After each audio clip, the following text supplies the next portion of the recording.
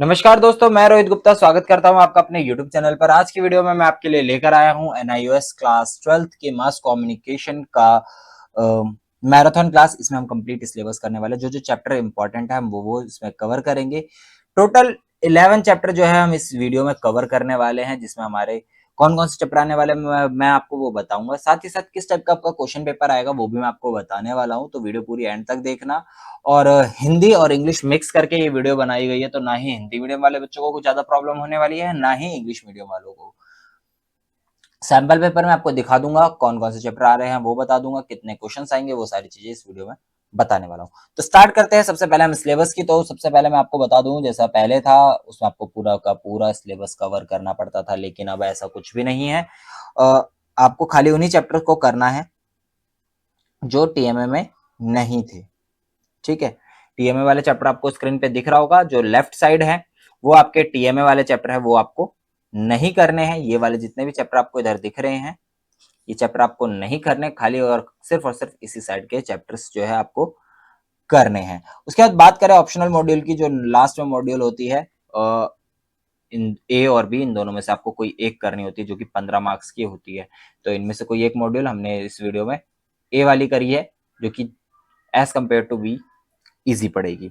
ठीक है, अब बात करते हैं पासिंग मार्क्स की। तो देखो, मास कम्युनिकेशन में प्रैक्टिकल भी होता है, तो आपका पेपर जो है वो 80 मार्क्स का आएगा।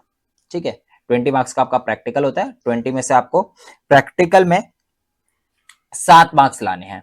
और थ्योरी की बात करें 80 में से आपको 22 मार्क्स लाने हैं। ठीक है, यहाँ पे आपको 7 लाने हैं और यहाँ पे आपको 22 मार्क्स लाने हैं, और फिर उसके बाद जो है आपके 4 मार्क्स जो है टीएमए में भी होने चाहिए कम से कम। ठीक है, तो ये मिनिमम जो है मैंने वो बताया आपको कि किस तरीके से पास हो सकते हो। 7 नंबर आपके अगर प्रैक्टिकल में है, 22 मार्क्स अगर आपके थ्योरी में है, और 4 मार्क्स आपके टीएमए में है, तो आप पास हो जाएंगे। अगर आप यहाँ पे इसको बढ़ा देते, मान लीजिए 20 आउट ऑफ आपके पासिंग क्राइटेरिया में, आपको अच्छे से एक्सप्लेन कर देता हूँ। यहाँ पे मान लीजिए यहाँ पे आपके 20 आउट ऑफ 16 मार्क्स आ गए। ठीक है, और यहाँ पे आपको थ्योरी को मिला के आपका 16 और 22, तो इन दोनों को मिला के आपका कितना हो जाता है टोटल? यहाँ पे आपका 38 टोटल आ जाता है, और पासिंग मार्क्स कितने हैं? 33 है। ठीक है, 33 ओवरऑल होना चाहिए टीएमए, ये प्रैक्टिकल और थ्योरी मिला के। लेकिन जो मिनिमम क्राइटेरिया मैंने बताया, प्रैक्टिकल में 7 मार्क्स होने ही चाहिए, और 22 कम से कम थ्योरी में होने ही चाहिए, टीएमए के मार्क्स को छोड़ के। ये दोनों आपके कंपलसरी, अगर ये दोनों क्राइटेरिया अगर फुलफिल नहीं हो रहे हैं, ठीक है, तो आप पास नहीं होंगे। बेशक आप प्रैक्टिकल में आप मान लीजिए 20 आउट ऑफ 20 ले आओ, और थ्योरी में सिर्फ 13 मार्क्स ले आओ या 18 मार्क्स ले आओ, तो आप पास नहीं कहलाओगे, आप फेल कहलाओगे। ठीक है, आपका ये क्राइटेरिया फुलफिल होना चाहिए, जो मैंने आपको बताया, 7 मार्क्स वाला और 22 मार्क्स वाला। ठीक है, तभी आप पास कहलाएंगे। और जो आपका टोटल मार्क्स होगा वो टीएमए के साथ कैलकुलेट होकर के बताया जाएगा। टीएमए जो है आपका 16 मार्क्स का है, और ये आपका 80 मार्क्स का है। इस 80 को कन्वर्ट कर दिया जाता है 64 में, और ये 16 मार्क्स इसमें ऐड करके इसको 80 बना दिए जाते हैं। ठीक है, तो आई होप आपने टीएमए दिया हो। अगर आपने टीएमए नहीं दिया तो आपके मुफ्त के 16 मार्क्स चले गए हैं, ये समझ लीजिएगा। ठीक है, अब ये तो हमने पासिंग क्राइटेरिया समझा दिया आपको। अगर इसका पीडीएफ आपको पासिंग क्राइटेरिया वाले का चाहिए, कोई भी सब्जेक्ट जिसका टीएमए सॉरी प्रैक्टिकल जो है 20 मार्क्स का, उन सबके लिए यही क्राइटेरिया, 22 मार्क्स थ्योरी में, 7 मार्क्स प्रैक्टिकल में, और 16 मार्क्स का टीएमए। ठीक है, अब यहाँ पे हमने चैप्टर देखे कि कौन कौन से चैप्टर आ रहे हैं। ठीक है, अब बात करते हैं कि किस तरीके से आपका क्वेश्चन पेपर आने वाला है। तो यहाँ पे आप देखोगे एमसीक्यू क्वेश्चंस जो है आपका पेपर जो है 2 पार्ट्स में आएगा। एक सेक्शन ए होगा, सेक्शन बी होगा, मतलब 2 पार्ट्स डिवाइड होंगे। एक में ऑब्जेक्टिव टाइप होंगे, एक में क्वेश्चन आंसर वाले होंगे। तो जो ऑब्जेक्टिव 50-50% रहेगा, 40% का 40 मार्क्स जो है आपका ऑब्जेक्टिव से होगा, 40 मार्क्स जो है आपका सब्जेक्टिव रहेगा। ऑब्जेक्टिव में आपके MCQ, true false, fill in the blanks, ये सब आ जाते हैं, केस स्टडी वगैरह। तो 16 जो है आपके एमसीक्यू आएंगे, एक मार्क्स वाले 16 क्वेश्चन। उसके बाद 12 क्वेश्चन जो है एक के अंदर 2 पार्ट्स होंगे, वैसे क्वेश्चन आएंगे, दो मार्क्स के होंगे, 24 क्वेश्चन। ठीक है, उसमें फिल इन द ब्लैंक्स आपके होंगे, fill in the match the columns होंगे, केस स्टडीज वगैरह, वन वर्ड ट्रू फॉल्स वगैरह होंगे। उसके बाद वेरी शॉर्ट की बात करें तो 7 वेरी शॉर्ट क्वेश्चन आएंगे, 2 मार्क्स वाले, जिनका टोटल हो जाता है 14 मार्क्स। 6 क्वेश्चन आएंगे 3 मार्क्स वाले शॉर्ट आंसर जो कि 18 मार्क्स के बन जाते हैं। 2 क्वेश्चन आएंगे लॉन्ग वाले जो कि बन जाते हैं 8 मार्क्स। ठीक है, टोटल 43 क्वेश्चन आएंगे और 80 मार्क्स के। अब यहाँ पे क्वेश्चन पेपर मैं आपको दिखा देता हूँ, यहाँ पे दिया गया। ठीक, कुछ इसी टाइप से आपका क्वेश्चन पेपर आएगा। जैसे यहाँ पे बोल दिया है Gandhi ji started the Indian Opinion newspaper in, कब स्टार्ट किया था? तो इसका सॉल्यूशन जो है आपको लास्ट में मिल जाएगा। Who developed the typo of early printing, किसने स्टार्ट किया था? What do you mean by development communication, development communication से आप क्या समझते हैं? ठीक है, इस तरीके से आपको दिया हुआ है। देखो काफी सारे में ऑप्शंस दिए हुए हैं। यहाँ पे आप देखोगे फिल इन द ब्लैंक्स भी आ गया। अटेम्प्ट एनी वन पार्ट, किसी भी एक पार्ट को आपको चूज करना है। फिर यहाँ पे fill in the blanks, MCQ काफी सारे दे रखे हैं। ठीक है, इसके बाद इसमें ही सेक्शन बी आपका स्टार्ट हो जाता है जिसमें 2 मार्क्स वाले हैं जो मैंने आपको बताया था। ठीक है, इसमें MCQ fill in the blank सब आ जाएंगे आपके। तो ये सैंपल पेपर जो है मैं टेलीग्राम पे डाल दूंगा, सिर्फ और सिर्फ अभी इंग्लिश मीडियम में ही अवेलेबल है, तो इंग्लिश मीडियम में ही मिल पाएगा आपको टेलीग्राम चैनल पे। अब बात करते हैं मॉड्यूल की कि कौन सी मॉड्यूल कितने मार्क्स की आ रही है, कौन से चैप्टर इंपॉर्टेंट होंगे उसके बाद। तो मॉड्यूल देखें हम, तो पहली मॉड्यूल जिसमें 7 मार्क्स के हैं और इसमें 3 चैप्टर्स है। दूसरी मॉड्यूल में 3 चैप्टर्स है। तीसरी मॉड्यूल में भी 3 चैप्टर्स है। चौथी मॉड्यूल में भी 3 चैप्टर्स है। पांचवी मॉड्यूल में आपके 2 चैप्टर है। सिक्स मॉड्यूल में आपके 2 चैप्टर है और इसमें भी हमारे 2-2 चैप्टर है। तो अब यहाँ से हम सीधा सीधा निकलता है कि पहला मॉड्यूल हमारा छोड़ना ही फायदेमंद रहेगा कि 7 मार्क्स के लिए आप 3 चैप्टर्स पढ़ो, जो कि बहुत ज्यादा हो जाता है। उसके बाद मॉड्यूल 2 की बात करोगे तो 12 मार्क्स में 3 चैप्टर यानी 4 मार्क्स हम एक पे कंसिडर कर सकते हैं। ये जो तीनों मॉड्यूल है हमारी 2, 3, 4, ये इतना ही पड़ता है हमारा 4 मार्क्स पर चैप्टर। इसके बाद बात करते हैं एडवर्टाइजिंग द पब्लिक रिलेशन। तो इसमें 2 ही चैप्टर है, तो ये वाली मॉड्यूल हमें मस्ट करनी ही करनी है। तो ये हमारी इंपॉर्टेंट मॉड्यूल हो जाती है, जो कि वीडियो में मैं सबसे पहले करने वाला हूँ, बता दूंगा आपको। यहाँ से हमारी एक तो ये हो जाती है। उसके बाद हमारी मॉड्यूल 6 जो है ये भी इंपॉर्टेंट है, क्योंकि 10 मार्क्स की दो ही चैप्टर है, 10 मार्क्स में 2 चैप्टर आ रहे हैं। उसके बाद 7A हम करेंगे, जो कि 15 मार्क्स में 2 चैप्टर कवर अप होंगे। तो ये 3 मॉड्यूल जो है हम सबसे पहले करने वाले हैं, ये सारे हम पहले करेंगे। उसके बाद इनमें से हम एक एक 2-2 चैप्टर्स जो इंपॉर्टेंट है वो करेंगे। ठीक है, तो कौन कौन से चैप्टर इस वीडियो में मैं कवर करने वाला हूँ वो मैं आपको यहाँ पे बता देता हूँ। तो सबसे पहले बात करते हैं मॉड्यूल 7A, तो ये पूरा का पूरा हम कवर करेंगे। मॉड्यूल 6 पूरा कवर करेंगे। मॉड्यूल 5 हम पूरा करेंगे। मॉड्यूल 4 से हम टेलीविजन इन इंडिया करेंगे। ठीक है, उसके बाद जो है इसमें से हम characteristics of radio, the radio station, ये वाला चैप्टर करेंगे।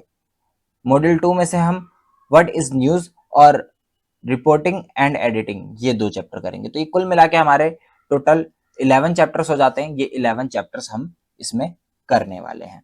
आई होप आपको सब कुछ चीजें, सारी चीजें जो है अच्छे से समझ में आ गई होगी। तो स्टार्ट करते हैं चैप्टर का एक्सप्लेनेशन बिना टाइम वेस्ट करे। तो स्टार्ट करते हैं चैप्टर नंबर 27 से। तो सबसे पहले यहाँ पे हम देखते हैं chapter number 27, comparison of traditional media with electronic media. यानी जो हमारा ट्रेडिशनल मीडिया है उसको हम कंपेयर करेंगे किसके साथ? इलेक्ट्रॉनिक मीडिया के साथ। तो सबसे पहले इसका मीनिंग समझ लेते हैं। तो क्या बोला हुआ, in the modern communication world it is necessary to know the difference between traditional media and electronic media like television. Traditional media means those communication mediums which work without the help of electricity. अब देखो, कह रहे हैं कि आज के time पे हमें ये जानना ज़रूरी है कि क्या अंतर है इलेक्ट्रॉनिक मीडिया और जो हमारा ट्रेडिशनल मीडिया उनके बीच में। तो बेसिकली जो ट्रेडिशनल मीडिया होता है वो इलेक्ट्रॉनिक का इस्तेमाल, इलेक्ट्रिसिटी का इस्तेमाल नहीं करता या किसी भी इलेक्ट्रॉनिक डिवाइस का इस्तेमाल नहीं करता।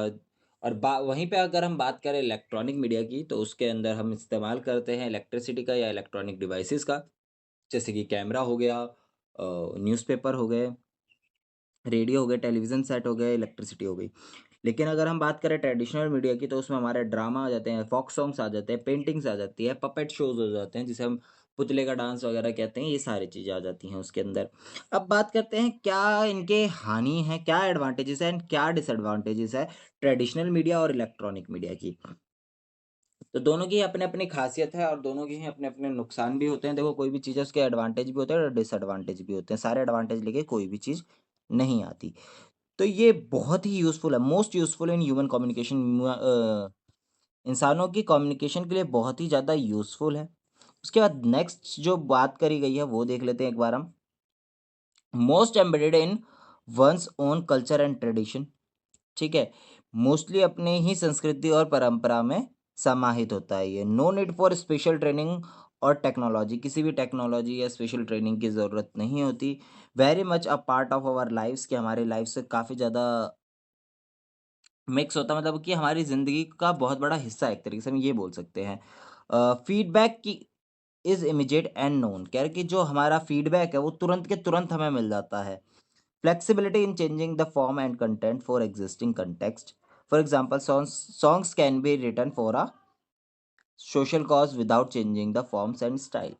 ठीक है, कॉस्ट इफेक्टिव है, मतलब ज़्यादा खर्चीला नहीं है। तो ये बहुत सारे पॉइंट्स दे रखे हैं, ये अब सारे के सारे हम नहीं पढ़ेंगे वरना बहुत ज़्यादा टाइम लग जाएगा। ठीक है, साइड में आपको दिख रहे होंगे वो हिंदी इंग्लिश मिक्स करके लिखे हुए हैं, और इस साइड जो है इंग्लिश में है, और दोनों को साथ साथ इसलिए चल रहा हूँ लेके, ताकि आप भी देखो और इसका स्क्रीनशॉट लेके आप भी आराम से पढ़ सकते हो। और अगर इसका पीडीएफ चाहिए हो तो आप हमें व्हाट्सएप पे कांटेक्ट कर लीजिएगा, आपको वहाँ से मिल जाएगा। अब बात करते हैं एडवांटेजेस ऑफ इलेक्ट्रॉनिक मीडिया, कि क्या इलेक्ट्रॉनिक मीडिया के क्या एडवांटेजेस है। तो इसके ज़्यादा एडवांटेज नहीं है, सिर्फ और सिर्फ 5 एडवांटेज दे रखे हैं। सबसे पहला क्या, outreach is more and audiences are heterogeneous, कि इसकी आउटरीच जो है वो ज़्यादा है और ऑडियंस जो है अलग अलग है, मतलब कि अलग अलग जगह पहुंच जाता है।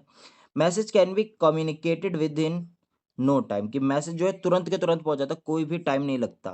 ठीक है, message can be communicated to a large number of people at a time, कि एक समय में काफ़ी सारे लोगों तक मैसेज पहुंच जाता है। वैरायटी ऑफ ऑडियो वीडियो और text can be used in one single medium.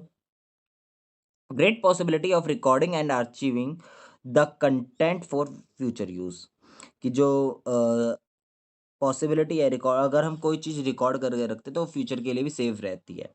ठीक है, ये चीज़ बोलना चाह रहे हैं।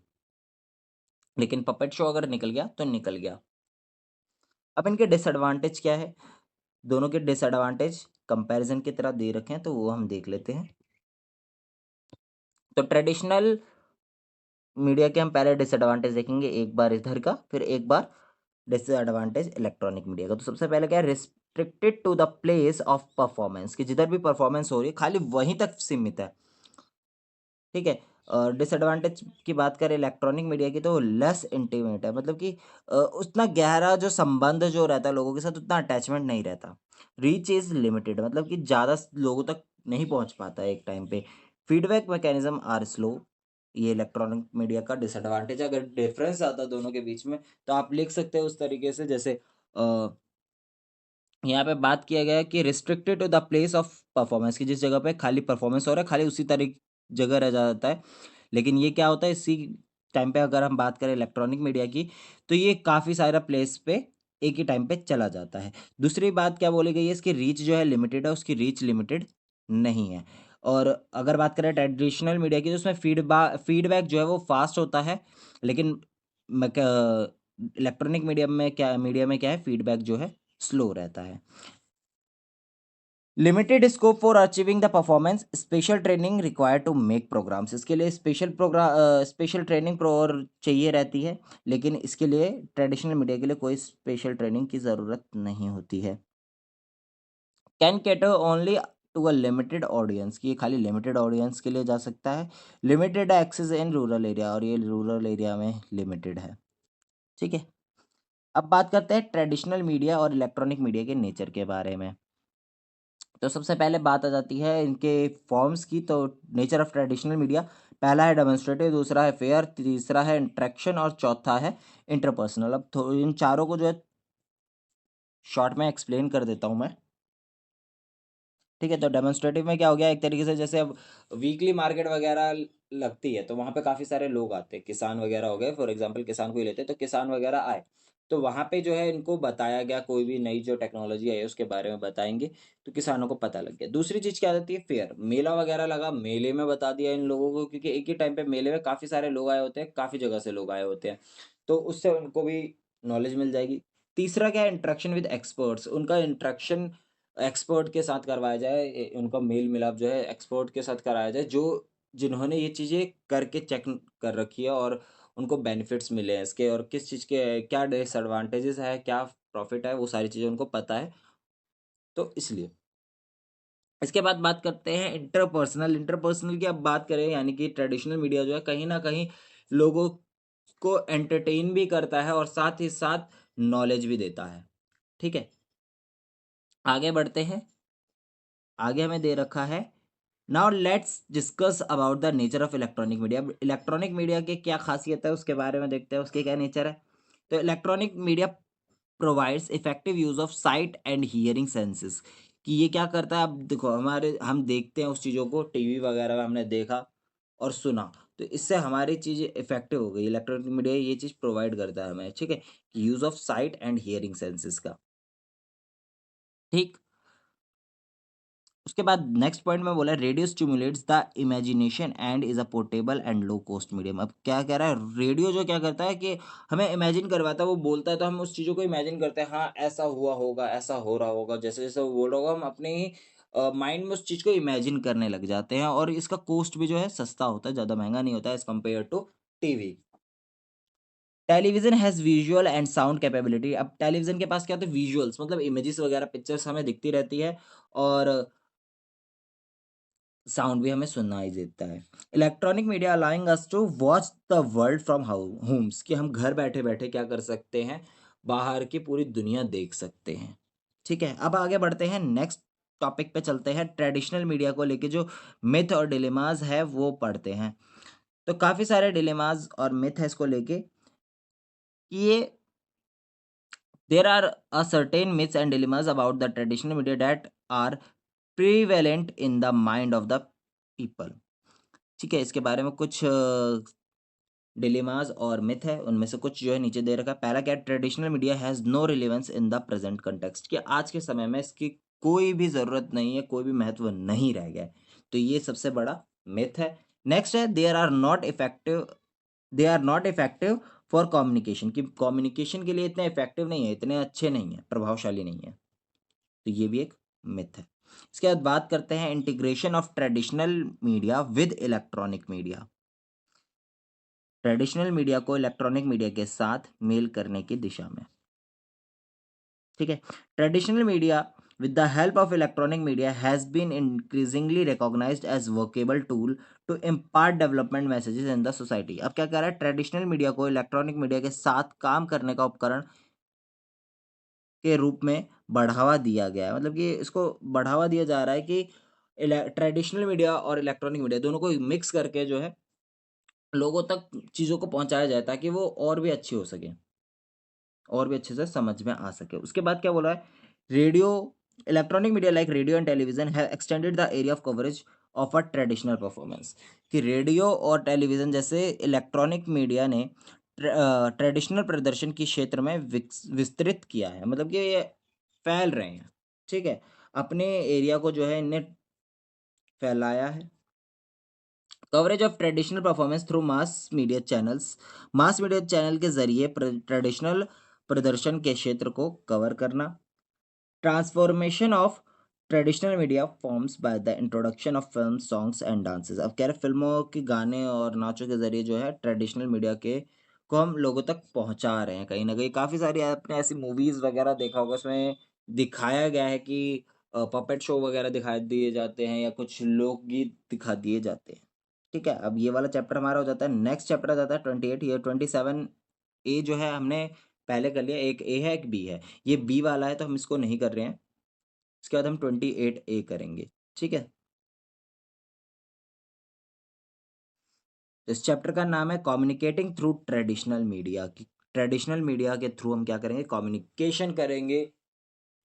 तो सबसे पहले इसका मीनिंग दे रखा है कि एक डायनामिक प्रोसेस है, यह हमेशा होती रहती है। आपकी पोस्चर, आप चलने का तरीका, बात करने का तरीका या काम करने का तरीका, सब कुछ कम्युनिकेट करता है। इवन आपका ड्रेस, एसेसरीज और ऑर्नामेंट भी कम्युनिकेट करते हैं। ट्रेडिशनल मीडिया में कम्युनिकेशन इंटरपर्सनल हो जाता है। ये कम्युनिकेशन फॉर्म सुनने वालों और देखने वालों पर बहुत प्रभाव डालता है। ट्रेडिशनल मीडिया जानकारी और ज्ञान को सीमित टारगेट ग्रुप्स के साथ प्रसारित करते हैं और ये बहुत प्रभावशाली होता है। ये कम्युनिकेशन फॉर्म गाँव में काफ़ी लोकप्रिय है। गांव के लोगों को अन्य कम्युनिकेशन के साधनों के मुकाबले ट्रेडिशनल मीडिया द्वारा दी गई संदेशों पर अधिक भरोसा होता है। ठीक है, अगर कोई चीज़ आपको आके कोई बताएगा तो उस पे आपको ज़्यादा भरोसा होगा एज़ कम्पेयर टू आप जो टीवी वगैरह में देखो। तो हो सकता है आपके दिमाग में रहता है कहीं न कहीं हो सकता है गलत हो, झूठ बोल रहा हो, ऐसा ना हो। ठीक है? कम्युनिकेटिंग थ्रू ट्रेडिशनल मीडिया के माध्यम से संपर्क करना। It is a flexible, live and natural medium to communicate with audience. कह रहे कि ये ऑडियंस के साथ कम्युनिकेट करने का एक नैतिक, जीवित और प्राकृतिक माध्यम है। मतलब लोगों को ज़्यादा भरोसा रहता है तो ये अच्छे से समझ में आ जाएगा उनको। Traditional media breaks the language barrier, कि अब ट्रेडिशनल मीडिया क्या करता है, लैंग्वेज बैरियर मतलब कि अगर आप कहीं न कहीं देखोगे, अगर साउथ में जाएँ हम, तो साउथ के हिस्से में काफ़ी लोगों को हिंदी नहीं आती। तो अगर मैं हिंदी की बात करूँ, हिंदी में समझाऊँ तो उन लोगों को नहीं चीज़ समझ में आएगी, उतना कैपेबल नहीं होंगे। लेकिन वो अगर वहाँ के ट्रेडिशन के थ्रू अगर वो बताएगा कोई बंदा उनको, तो ज़्यादा अच्छे से समझ में आएगा और वो ज़्यादा सिंपल होगा, ठीक है? Man and women of different age group enjoy them, और जो अलग-अलग ग्रुप के एज ग्रुप के लोग होते हैं, वो उसको एन्जॉय करते हैं।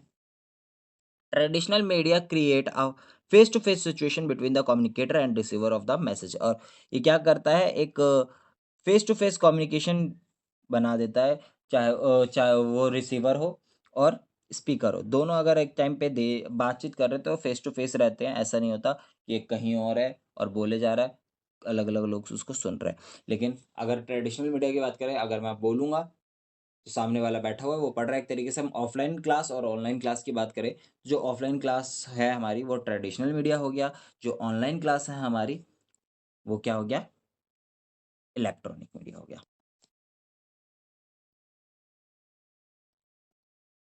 Traditional media are free from advertisement, कि इसमें कोई एडवर्टाइजमेंट नहीं होता। अब आप बात करेंगे न्यूज़ चैनल की, तो हर थोड़ी देर देर पे क्या आ जाता है, एडवर्टाइजमेंट आ जाता है। Media is free from biasness, और अब आज के टाइम पे देखोगे तो काफ़ी सारे ऐसे न्यूज़ चैनल्स हैं, काफ़ी सारे ऐसे रिपोर्टर्स हैं जो बिल्कुल बायस्ड न्यूज़ देते हैं।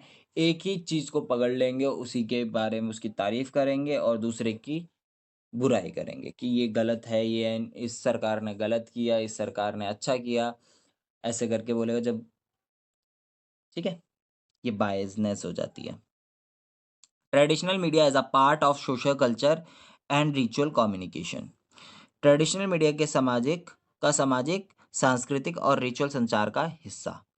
As we all know that traditional media includes ritualistic dances, religious songs। कह रहे कि जैसा कि हम सभी जानते हैं कि जो ट्रेडिशनल मीडिया है उसमें क्या-क्या आ जाता है, रिचुअलिस्टिक डांसेस आ जाते हैं, रिलीजियस सॉन्ग्स आ जाते हैं, मेथोडोलॉजिकल प्लेस वगैरह आ जाते हैं। इसके बाद क्या है, it is known to convey message on population health high and hygiene to the rural masses. कह रहा है इसमें गाँव के लोगों तक अ, स्वच्छता और हाइजीन के बारे में जो है ज़्यादातर बताया जाता है। The most important factor of this media is flexibility.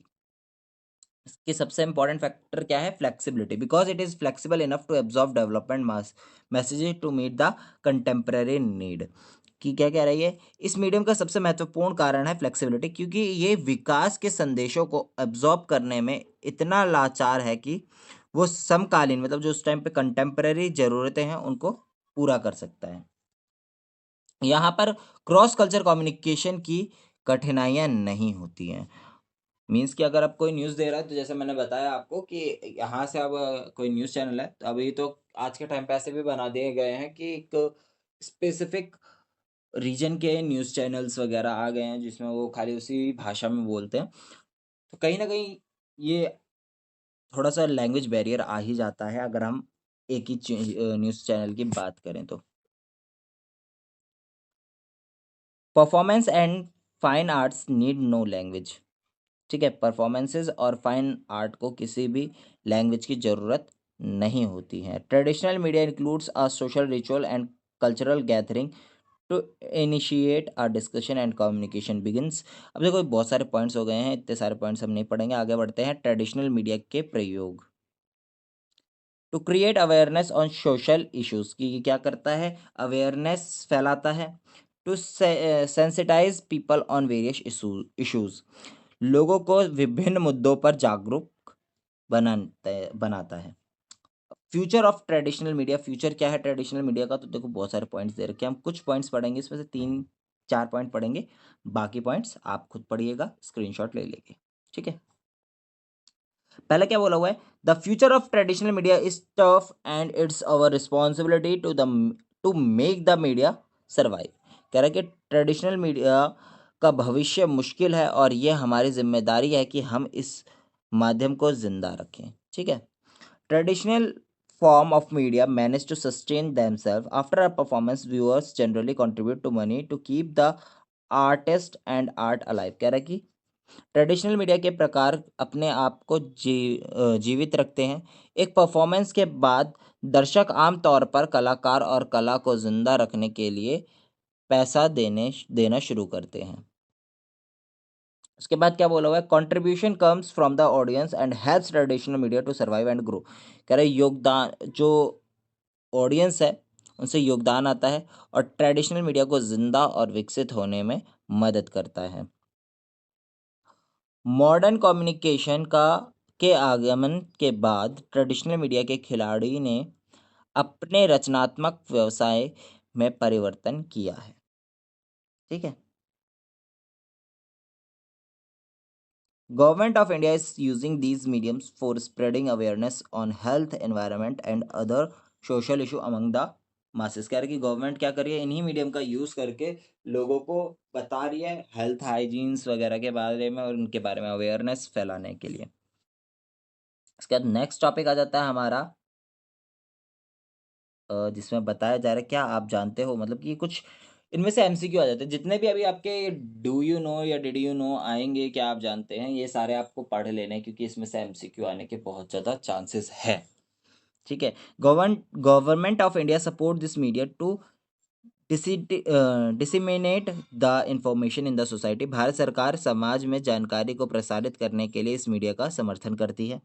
For revival and survival of traditional media the government has established bodies like the song and drama division, संगीत नाटक अकेडमी, ललित कला academy, directorate of audio visuals publicity. कह रहे कि government ने जो है, ताकि ये ट्रेडिशनल मीडिया जीवित रहे, इसको रखने के लिए सरकारों ने बहुत सारे बॉडीज़ बनाई है, जैसे कि सॉन्ग ड्रामा डिवीज़न, संगीत नाटक अकेडमी, ललित कला academy, directorate of audio visual publicity, ठीक है। तो यहाँ पे ये वाला चैप्टर भी हमारा खत्म हो जाता है, 2 चैप्टर हमारे फिनिश हो गए हैं। अब बात करते हैं अगले चैप्टर की, चैप्टर नंबर 2 चैप्टर आएंगे हमारे, उसमें चैप्टर नंबर 10 आ गया यहाँ पे हमारा।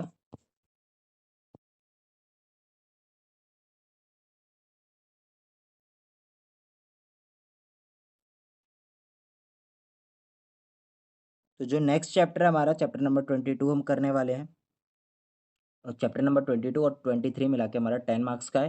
तो चैप्टर नंबर 22 का नाम है न्यू मीडिया द इंडस्ट्री। तो सबसे पहले इसका मीनिंग दे रखा है, according to the World Economic Forum, कि अकॉर्डिंग वर्ल्ड इकोनॉमिक फोरम के अनुसार the digitalisation of the media industry has been driven by changing consumer behaviour. कि जो डिजिटलाइजेशन कैसे हुआ है, कंज्यूमर का बिहेवियर को देखते हुए चेंज कर दिया गया, उसके एक्सपेक्टेशंस क्या है, स्पेशली जो यंगर जनरेशन है उनको देखते हुए, ठीक है। The media industry has already been transformed by 4 waves of digital transformation, each driven by the impatience of consumers for content। कह रहा है मीडिया इंडस्ट्री को पहले से 4, ठीक है, 4 डिजिटल ट्रांसफॉर्मेशन के तीव्र गति से परिवर्तन कर दिया गया है। हर एक को कंज्यूमर के कंटेंट के प्रति आसानी के लिए प्रेरित किया गया है। तो सबसे पहले transformation to new media in India कैसे हुआ ये देखते हैं। तो सबसे पहले क्या बोला है, द फर्स्ट, अब कुछ पॉइंट्स मैं बताने वाला हूँ जिससे आपके एमसीक्यू बनेंगे, तो वो पॉइंट्स आपको याद रखने हैं। जैसे मैंने आपको पहले बताया था कि डू यू नो वगैरह आपको याद रखने, तो यहाँ पे भी कुछ पॉइंट्स वगैरह होंगे जो डू यू नो वगैरह में नहीं दिए होंगे, तो आपको वो याद कर लेना है। The first news website were launched by media houses around 1986, कि 1986 के आसपास जो अराउंड जो है पहली न्यूज़ वेबसाइट को लॉन्च किया गया था, ठीक है। The actual transition in India happened after 1996 when several independent media houses tried to bring out a news website. कह रहा है कि असल में ट्रांजिशन भारत में 1996 के बाद हुआ, जब कई इंडिपेंडेंट मीडिया हाउसेस ने न्यूज़ वेबसाइट शुरू किया। ठीक है, इसके बाद क्या कह रहा है, the independent media houses came up because they got funds from big businessman who also lend money to other to start their own business. कह रहा है कि इंडिपेंडेंट मीडिया हाउसेस इसलिए आई क्योंकि उन्हें बड़े व्यापारियों से फंड मिला, जो न्यू बड़े बड़े बिजनेसमैन हैं उन्हें उनको फंड दिया, जो दूसरों को अपना व्यापार शुरू करने के लिए भी पैसा उधार देते थे। ठीक है, जो दूसरों को अपने बिजनेस, अब उनको ऐसा लगेगा, अब देखो हम लोन वगैरह कब मिलते हैं, जब गवर्नमेंट को ऐसा लगता है कि हम जो है उससे कोई अच्छा बिजनेस सेटअप कर सकते हैं। तो जब उन बिजनेसमैन को ऐसा लगता था कि हाँ, ये इन फ्यूचर जो है उस जो हम पैसा देंगे वो कहीं ना कहीं अच्छे से यूटिलाइज करने वाले हैं, तो वो देते थे। New media has was new venture and well-established business people saw growth potential in a business. The big businessmen are called venture capitalist. अब इन्हीं बिजनेसमैन को क्या बोला जाता था, वेंचर कैपिटलिस्ट कहा जाता था, क्योंकि ये देखते थे कि सामने वाला जो पर्सन है, अगर वो बिजनेस ग्रो कर सकता है तभी देते थे। ठीक है, उसका पोटेंशियल चेक करते थे। In 2000, most of the independent houses media organization along with their website closed down because the new phenomenon of convergence became popular. कह रहा है कि 2000 में अधिकतर इंडिपेंडेंट हाउसेस मीडिया ऑर्गेनाइजेशन अपनी वेबसाइट के साथ बंद हो गए क्योंकि कन्वर्जेंस का नया फिनोमेन लोकप्रिय हो गया। अब कन्वर्जेंस क्या है? Convergence means coming together of different forms of mass media, की विभिन्न प्रकार के मास मीडिया के साथ एकत्रित होना। ठीक है, अब बात करते हैं आगे न्यू मीडिया, नए मीडिया का प्रभाव भारत में, impact of new media in India. तो क्या इम्पैक्ट था उसका? तो सबसे पहले क्या बोल रखा है कि बहुत सारे इम्पैक्ट थे इसके इंडियन सोसाइटी में। ब्रेन सोलिस के अकॉर्डिंग क्या बोला गया, सोशल मीडिया जो है is about sociology and psychology more than technology. कि सोशल मीडिया जो है वो टेक्नोलॉजी से ज़्यादा किसके बारे में, सोशोलॉजी और साइकोलॉजी के बारे में है। कैसे? अब इसके लिए उन्होंने कुछ पॉइंट्स नीचे दे रखे हैं जो इस बात को प्रूव करते हैं। तो पहले क्या कह रहा है कि सोशल मीडिया के थ्रू हम क्या कर पाते हैं, अपनी फैमिलीज, अपने बिलोंगिंग्स, जो हमारे फ्रेंड्स वगैरह उनसे टच में रहते हैं। कोई भी इंफॉर्मेशन है तुरंत के तुरंत मिल जाती है, चाहे वो बर्थ की हो, किसी भी फंक्शन वगैरह की हो। एक्सप्रेस अवर सेल्फ, अब आज के टाइम पे देखोगे आप न्यूज़, जो शादी के कार्ड्स भी है वो भी लोग व्हाट्सएप पे सेंड कर देते हैं। Express our self and causes, text messages, email, blog tools. ठीक है, कुछ ही सेकंड में अपनी उंगलियों पे हम जानकारी को भेज देते हैं, gather information at our finger tips in mere seconds.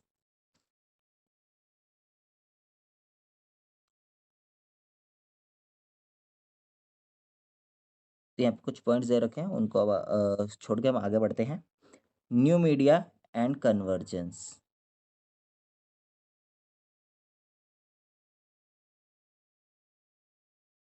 ठीक है, when new media arrived in India, जब न्यू मीडिया इंडिया में आया, it was new shift in communication industry. कि ये क्या था, एक नया नया आया हुआ था। Combination of communication technology and knowledge sharing are known as convergence. कह रहा है कि कॉम्बिनेशन ऑफ कम्युनिकेशन टेक्नोलॉजी, किसका कॉम्बिनेशन, कम्युनिकेशन टेक्नोलॉजी और नॉलेज शेयरिंग, इन दोनों को मिला के क्या बनता है, कन्वर्जेंस बनता है। आगे क्या बोला, it means that several media forms such as print, radio, television etcetera will exist simultaneously. इसका अर्थ है कि कई मीडिया रूप जैसे प्रिंट, रेडियो, टेलीविजन इत्यादि एक साथ मौजूद होंगे। All the form of media have different mandates but they will coexist nevertheless. सभी मीडिया के अलग अलग उद्देश्य होते हैं पर वो सबके साथ रहेंगे। At present, many of media organization have brought different element of mass communication under a common roof. वर्तमान में बहुत सारे मीडिया संगठन ने भिन्न भिन्न मास कम्युनिकेशन के तत्वों को एक समान, एक छत के नीचे लाया है। ठीक है, अब कुछ एग्जांपल्स दिए गए हैं न्यू मीडिया के। तो क्या है, customisation of news, social networking sites, social media tools, online library और ई लर्निंग। इसके बाद आपका डू यू नो आ जाता है, जो कि मैंने आपको बोला कि बहुत ज़्यादा इंपॉर्टेंट है। New media continues with the collaboration of other forms of media. The new media an is any media from newspaper articles and blogs to music and podcast that are delivered digitally.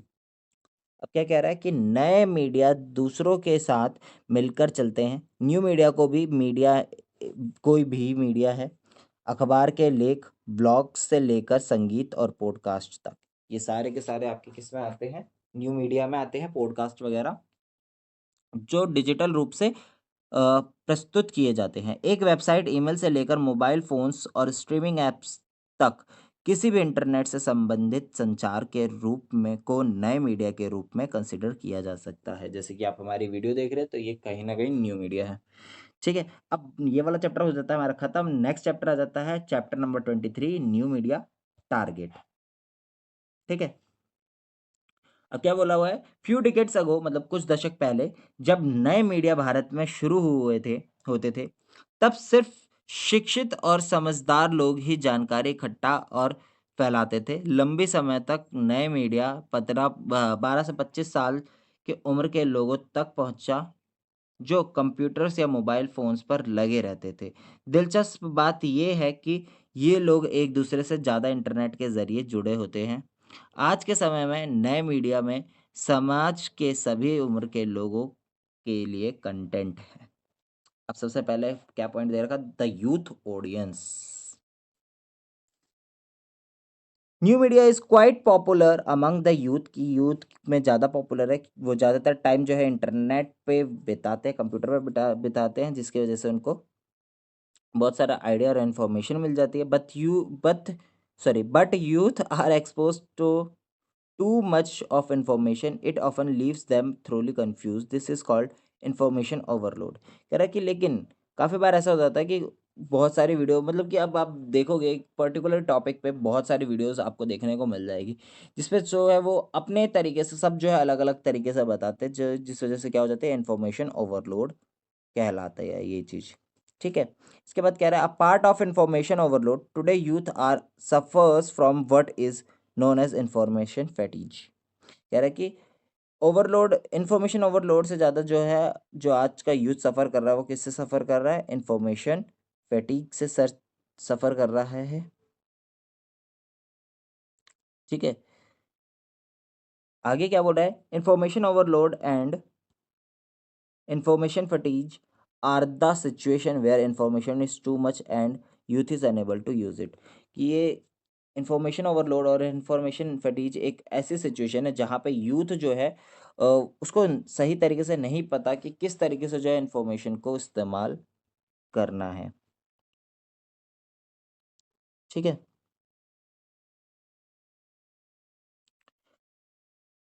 Classification of information into category like most important, important, not so important, classification कर दी जाती है। अब क्या क्या classification बताएगा information की, most important, जो most important है, दूसरे इंपॉर्टेंट और जो इंपॉर्टेंट नहीं है। ठीक है, इसके बाद आ जाता है क्रिएटिविटी फैक्टर्स।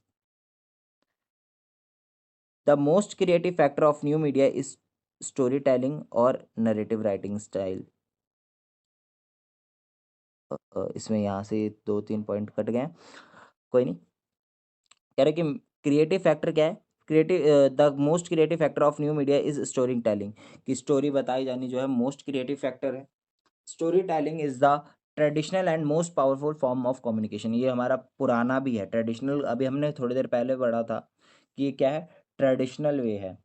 ठीक है, पपेट शो वगैरह हो गया। To make the content more interesting each story is broken into sections and subsection so it's easier to read and follow. कह रहे कि स्टोरीज को और इंटरेस्टिंग और वो करने के लिए हमें क्या करना चाहिए, उसके सेक्शंस और सबसेक्शन बना देने चाहिए। जैसे कि अभी हम देखोगे तो काफ़ी सारी मूवीज़ आपको देखने को मिलेगी, एक पार्ट में नहीं आ रही, उनके 2 से 3 पार्ट आ रहे हैं। जैसे फॉर एग्जाम्पल आप सबसे पहले मूवी जो अभी ऐसे बनी है वो आप रिसेंट टाइम का बाहुबली ले लीजिए। बाहुबली बनी, उसके बाद उसमें थोड़ा सा सस्पेंस डाल दिया कि बाहुबली ने कटप्पा को क्यों मारा, सेकंड पार्ट अपने आप चल गया और इंटरेस्ट लोगों का और जागा। ठीक है, ऐसी केजीएफ का आप ले लीजिए, पुष्पा का आप ले लीजिए, काफ़ी सारी मूवीज़ है। अभी सलार मूवी आई है, तो बहुत सारी ऐसी मूवी है। पुष्पा 2 तो अभी आप क्या आने ही वाली है। तो ऐसे ही काफ़ी सारा वही चीज़ बोला जाए इस पॉइंट में कि उनके सेक्शंस बना देने चाहिए, जिससे स्टोरी जो है थोड़ी इंटरेस्टिंग हो जाती है। ठीक है? Stories on new media are highlighted on the home pages. New media stories have attractive visual and a good introductory paragraph. The main story is kept very short and crisp. अब next क्या है? New media and interpersonal relation. The regular media, such as the television, radio, and newspaper, allows only one-way communication, whereas social media gives a platform for interaction among the user. कह रहा है जो हमारी regular media है, जैसे कि television, radio, अखबार, सिर्फ एक तरह से संचार होता है, जबकि सामाजिक मीडिया यानी जो हमारा सोशल मीडिया है, वो क्या करता है? Gives a platform for interaction among the user, कि अलग-अलग यूज़र से हम कम्युनिकेट कर पाते हैं। ठीक है? Social media is more liberating and comfortable to interact online in place of conversing face to face because of nervousness. कह रहा है कि सोशल मीडिया कहीं न कहीं हमारा जो काफ़ी लोग होते हैं फेस टू फेस बोलने में नर्वस होते हैं, तो सोशल मीडिया जो है इसको नर्वसनेस को भी कहीं न कहीं दूर कर रहा है।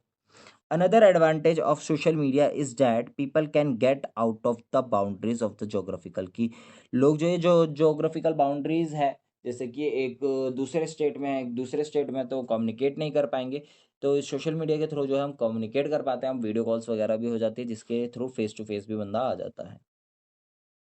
ठीक है? ऐसे ही बहुत सारे पॉइंट दे रखे हैं, आगे बढ़ते हैं। New media and business opportunities, ये सारे पॉइंट्स आप एक बार देख लीजिएगा। टेलीग्राम चैनल भी ज्वाइन कर लेना, जो इंग्लिश वाला पीडीएफ है आपको, वो जो लर्नर गाइड है जिसमें से मैं पढ़ा रहा हूँ, ये आपको टेलीग्राम चैनल पे मिल जाएगी, लिंक मैं डिस्क्रिप्शन में डाल दूंगा, तो वहाँ से जाके आप डाउनलोड कर लेना।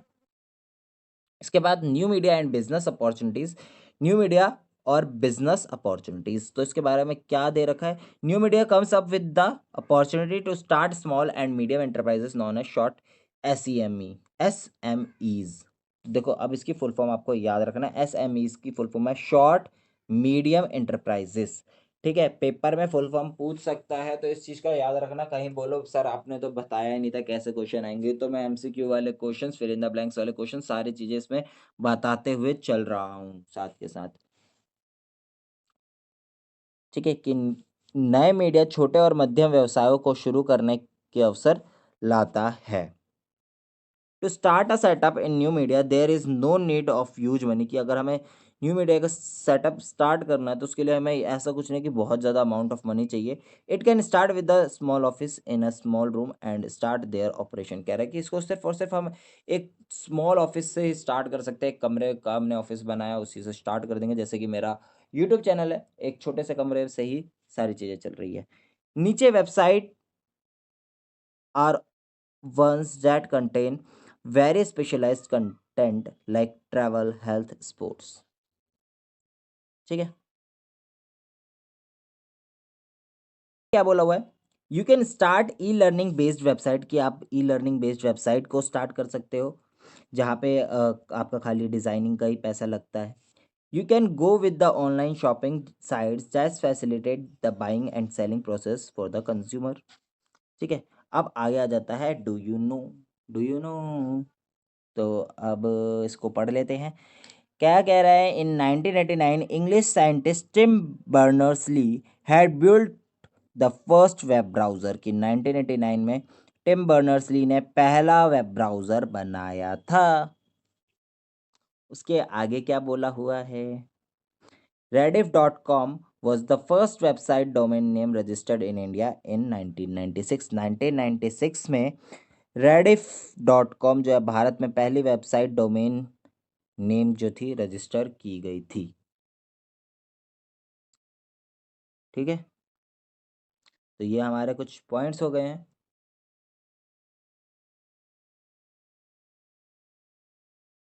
ठीक है? आगे बढ़ते हैं, नेक्स्ट चैप्टर पे चलते हैं। दो चैप्टर करने वाले हैं, चैप्टर नंबर 18 और 19। ये दोनों चैप्टर मिला के आपके 12 मार्क्स के हैं, तो ये दोनों चैप्टर भी आप ध्यान से सुनना। तो सबसे पहले समरी मतलब कि इसके बारे में शॉर्ट में बताया गया। Advertisement plays an important role in day to day life की एडवर्टाइजमेंट। पहले तो हम चैप्टर का नाम देख लेते हैं एडवर्टाइजिंग इंडस्ट्री के बारे में। तो एडवर्टाइजमेंट के बारे में हम पढ़ेंगे इसमें कि एडवर्टाइजमेंट जो है हमारी डे टू डे लाइफ में बहुत ही इंपॉर्टेंट रोल प्ले करता है। People often like to buy new products but advertisers and ad agencies believe that customer have needs and desires which are fulfilled through sale and purchase of goods. की कह रहा है कि जो भी लोग हैं उनको काफ़ी चीज़ें खरीदनी चाहिए। जैसे कि अब कोई न्यू प्रोडक्ट आया तो एडवर्टाइजमेंट को एडवर्टाइज़र जो है उसको एडवर्टाइजमेंट कुछ इस तरीके से करना पड़ेगा कि लोगों को लगे कि हाँ ये जो है हमारी रिक्वायरमेंट को फुलफिल कर रहा है। Industrialist use advertisement as tools of increasing sale and create demand in market. Industrialist क्या करते हैं कि वो देखते हैं मार्केट में किस चीज़ की डिमांड है, उसी के अकॉर्डिंग जो है चीज़ों को बनाते हैं। They use various forms of advertisement और एडवर्टाइजमेंट करते हैं ताकि उनकी डिमांड बढ़े। They use various forms of advertisement के अलग अलग एडवर्टाइजमेंट करते हैं। जैसे प्रिंट के थ्रू हो गया, जैसे न्यूज़पेपर वगैरह मैगजीन्स वगैरह में हो गए। ऑडियो हो गए, रेडियोज़ पे। वीडियो हो गए हमारे YouTube channel, Instagram, news channels. ठीक है। Advertisement work on various variables, out of them creativity is most essential one. कि अब एडवर्टाइजमेंट में सबसे इंपॉर्टेंट क्या है, क्रिएटिविटी। कि आप कितना क्रिएटिव दिखा रहे हो ऐड को कि वो और ज़्यादा अट्रैक्ट कर रहे हैं लोगों को उसको परचेज करने का के लिए। जैसे कि संतूर का ऐड ले लीजिए आप, उसमें क्या दिखा रहे, संतूर लगाने के बाद आप जवान दिखेंगे। Advertisement looks work sorry works on various variables out, ये तो बता दिया था मैंने। Importantly advertising industry basically work on the principle of की अटेंशन ऑफ द कंज्यूमर। की किस प्रिंसिपल पे काम करता है ये, अटेंशन ऑफ द कंज्यूमर। ठीक है। इसके बाद आ जाता है प्रिंसिपल ऑफ एडवर्टाइजमेंट। कुछ पॉइंट्स दे रखे हैं, उन पॉइंट्स को पढ़ते हैं। तो सबसे पहला पॉइंट है हमारा people have some basic needs. कि लोगों की कुछ बेसिक नीड्स होती हैं, psychological, safety, love esteem and self confidence. ठीक है। Advertising keeps these needs in mind and appeals to emotions to envy fear and anxiety about one's status and appearance. जब advertisement है इन आवश्यकताओं का ध्यान रखता है। ठीक है। The key principle of advertisement is to gain attention of the consumer. की क्या प्रिंसिपल है, की प्रिंसिपल की कंज्यूमर का जो है जो यूज उपयोग करता है उसका जो है अटेंशन ज़्यादा से ज़्यादा अट्रैक्ट किया जाए अपने तरफ, ताकि वो उस प्रोडक्ट को परचेज करे ही करे। To get the attention of consumer advertiser work with size, colour, visualisation, slogan etcetera. तो इसी के लिए वो केस पे काम करता है एडवर्टाइजर, उसके साइज पे, कलर पे, विजुअलाइजेशन पे, स्लोगन वगैरह होगा। जैसे घड़ी का ले लो, आप पहले इस्तेमाल करें फिर विश्वास करें वाला स्लोगन हो गया। द एड स्टिमुलेट डिजायर, प्रचार इच्छा को उत्साहित करता है। ठीक है, हमारी इच्छा जो है और खरीदने के लिए। Advertisements try to make people want the special product that is being advertised. कि उनको ये लगना चाहिए कि जो प्रोडक्ट एडवर्टाइज हो रहा है वो एकदम स्पेशल है। Most importantly advertiser make consumer to feel special, exclusive और कूल। की क्या, कि सबसे इंपॉर्टेंट क्या है कि एडवर्टाइजर को वो स्पेशल लगना चाहिए चीज। नेक्स्ट आगे बोल रखा है सम इंपॉर्टेंट एडवर्टाइजिंग टर्म्स जो हमें याद रखनी है। सबसे पहला जिंगल।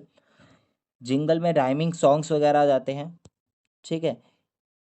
ये 1923 में शुरू हुआ था जब व्यापारी रेडियो लोगों तक पहुंच गया था। ठीक है, लोगों तक रेडियो पहुंच गया था तो ये राइमिंग सॉन्ग्स वगैरह, जैसे तुम हुस्न परी तुम, ऐसे करके जो है। स्पॉट, स्पॉट क्या है, एक advertisement on audio visual medium, ये स्पॉट कहलाता है। उसके बाद consumer, consumer is a good, is a person who uses any product और सर्विसेज। की कोई भी सर्विस इस्तेमाल करने वाला बंदा क्या कहलाता है, कंज्यूमर कहलाता है। प्लानिंग एंड एडवर्टाइजमेंट, किसी एडवर्टाइजमेंट को प्लानिंग करते टाइम क्या क्या चीज़ों को हमें ध्यान में रखना है, किन किन क्वेश्चनों को ध्यान में रखना है। Who is the target group of the advertisement, क्या एडवर्टाइजमेंट की टारगेट ग्रुप कौन है। What message is to be conveyed through the advertisement, advertisement के थ्रू क्या उसकी तरफ मैसेज जाना चाहिए। Where is the target group located, कहाँ पे है ये target group? How will the ad agency reach this public, the target group, कि टारगेट ग्रुप तक जो एजेंसी है वो कैसे पहुंचेगी ad agency? When and how far, sorry far, when and for how long will the ad campaign run, कि कितने समय तक जो है ये एड कैंपेन चलने वाला है।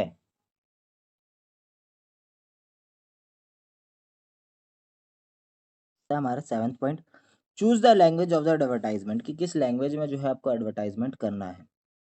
8 पॉइंट है, what kind of visual should be used in the ad, कि किस तरीके के जो है विजुअल्स दिखाने हैं। अब कुछ गाइडलाइंस है ऐड की, वो देख लेते हैं। तो उस गाइडलाइंस को यहाँ पे बगल में भी दे रखा है कि गाइडलाइंस क्या है, कि तंबाकू वाला प्रोडक्ट नहीं होना चाहिए, अल्कोहल वगैरह इन सबके प्रोडक्ट के जो एडवर्टाइजमेंट है वो डायरेक्टली नहीं कर सकते हम। जैसे कि आपने देखा होगा जो आप रजनीगंधा का देख सकते हो, रजनीगंधा का सिल्वर पर्ल इलायची का एडवर्टाइजमेंट होता है, डायरेक्ट तंबाकू पान मसाला का एडवर्टाइजमेंट नहीं किया जा रहा उसमें। और आप किंगफिशर का देख सकते हो, किंगफिशर की पानी की बोतल वगैरह का एडवर्टाइजमेंट होता है। ठीक है, डायरेक्ट हम किसी भी चीज़ का एडवर्टाइजमेंट नहीं कर सकते हैं, ऐसे दारू वगैरह वाले। Soft drinks, the ads on aerated water should contain a declaration that no fruit pulp has been added and it is not artificially flavored। ठीक है, कि ये जो है लिखा होना चाहिए सॉफ्ट ड्रिंक्स पे। Before broadcast script approval of the drugs controller is essential, कि ड्रग्स कंट्रोलर के एडवर्टाइजमेंट से पहले एडवर्टाइजमेंट ब्रॉडकास्ट करने से पहले स्क्रिप्ट जो है अप्रूव होनी चाहिए। ठीक है, ड्रग्स कंट्रोलर के द्वारा। इसके बाद कुछ की जॉब्स दे रखी है। सबसे पहले क्रिएटिव डायरेक्टर के बता रखी है। Senior position in ad agency, सबसे सीनियर पोजीशन होती है। To coordinate and supervise the product of the ad, की क्या करेगा, एडवर्ट सुपरवाइज करेगा प्रोडक्ट को। कॉपीराइटर्स, कॉपीराइटर्स का क्या काम होता है?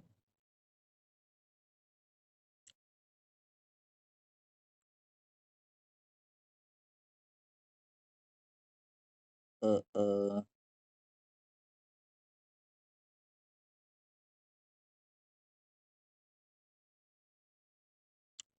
तो यहाँ पे कुछ कॉपीराइटर्स का क्या काम है?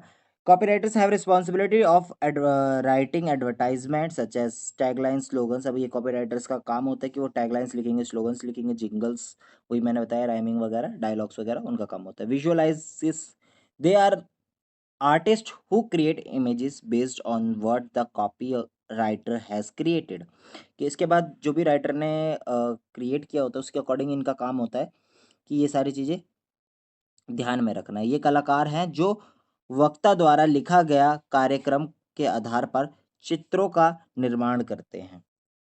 ठीक है, फ्रीलांसर आ जाता है। फ्रीलांसर क्या है? फ्रीलांसर वह व्यक्ति होता है जो लोगों के लिए स्वतंत्र रूप से काम करता है और किसी संगठन के साथ लंबे समय तक कोई अनुबंध नहीं रखता। ठीक है, मतलब कॉन्ट्रैक्ट नहीं रखता। प्रोडक्शन इंचार्ज, प्रोडक्शन इंचार्ज कौन होता है? ये this person heads the production department, ये प्रोडक्शन डिपार्टमेंट का हेड होता है। उसके बाद media planner, this person prepares and allocates the budget for the ad, की ये एड के लिए बजट देखता है कि कितना बजट लगना चाहिए, कितना नहीं लगेगा। Market research, market group of researchers work to know about the customers like and dislikes, customer को क्या पसंद है क्या नहीं पसंद है, ये मार्केट रिसर्च डिसाइड करता है। इसके बाद आपका डू यू नो आ जाता है। उसके बाद आपके एडवर्टाइजमेंट और पब्लिक रिलेशन के बीच में डिफरेंस दे रखा है। तो सबसे पहले डू यू नो देख लेते हैं। एडवर्टाइजमेंट में कंज्यूमर फील स्पेशल, ठीक है, और copy is known as text song slogans etcetera. Ads can not be insulting of any race caste, की एड्स जो है कभी भी किसी धर्म जाति कलर वगैरह की किसी की नेशनलिटी का अपमान नहीं करनी चाहिए।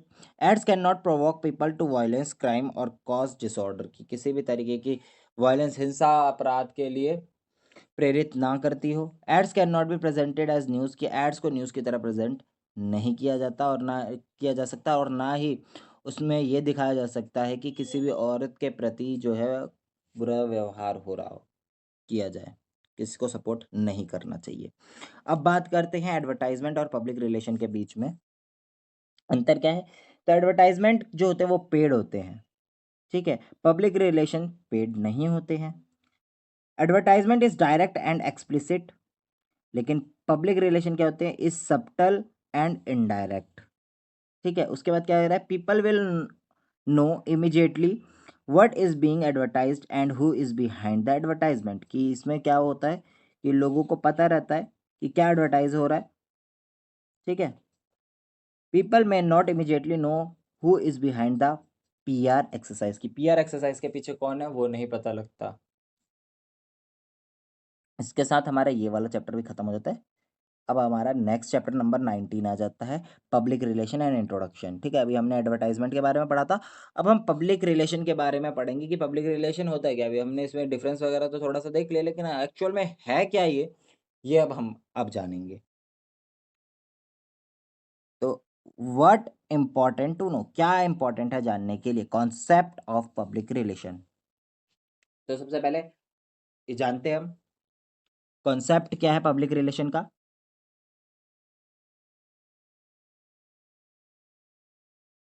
तो पहला पॉइंट क्या बोला गया, communication and public relation are interconnected to each other, की पब्लिक रिलेशन और कम्युनिकेशन ये दोनों आपस में जुड़े हुए हैं, एक दूसरे से रिलेशन रखते हैं। पब्लिक रिलेशन इन्वॉल्व्स, की पब्लिक रिलेशन में क्या आ जाता है, a two way communication process between an organisation and its public, की उसकी पब्लिक और ऑर्गेनाइजेशन के बीच में टू वे कम्युनिकेशन प्रोसेस होता है।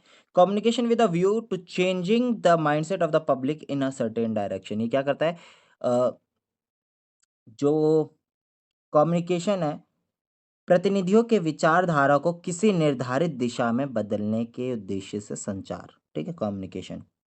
Public relation as a form of communication used to persuade और influence people using ethical means, क्या कह रहा है, सार्वजनिक संबंध एक ऐसे संचार रूप है जो नैतिक तौर पर लोगों को प्रभावित करने के लिए प्रयोग किया जाता है।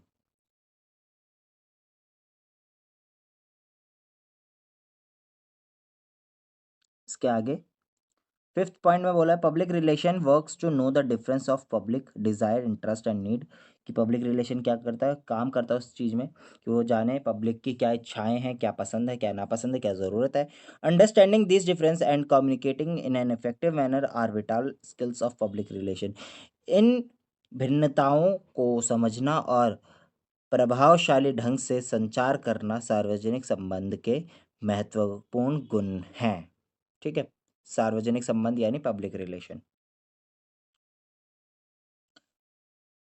तो हमारे ये वाला पॉइंट हो जाता है। इसके बाद आ जाता है relation. Public relation are involve three progressive levels, के तीन लेवल है इसके। Awareness that the message should reach the public, कि लोगों तक ये मैसेज जाना चाहिए। Acceptance, the public should agree with the message, और पब्लिक उस मैसेज को एग्री करे, मतलब उसको पसंद करे। थर्ड है action, the public should act और इंटरेक्ट अकॉर्डिंगली, और उसके अकॉर्डिंग जो है, जो भी मैसेज गया उसी के अकॉर्डिंग जो है काम करे।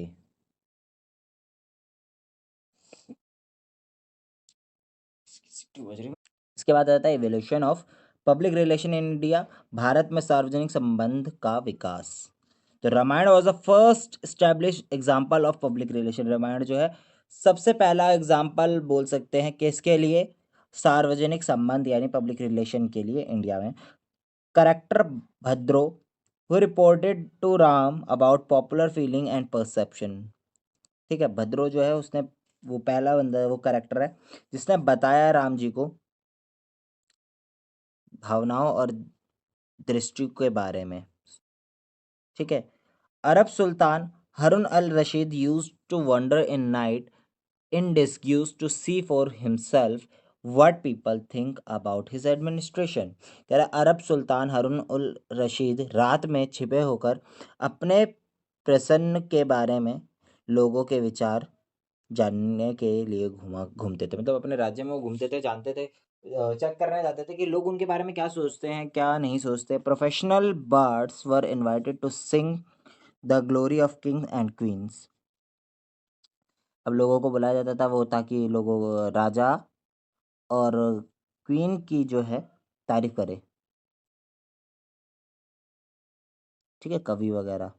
आपने सुना होगा काफ़ी सारे कवि हैं जो अपने राजाओं के बारे में बहुत सारी कविता लिख रखी है उनने, बढ़ा चढ़ा के बहुत अच्छा अच्छा, ताकि जो राजा है वो खुश हो और उनकी सैलरी बढ़ा दे।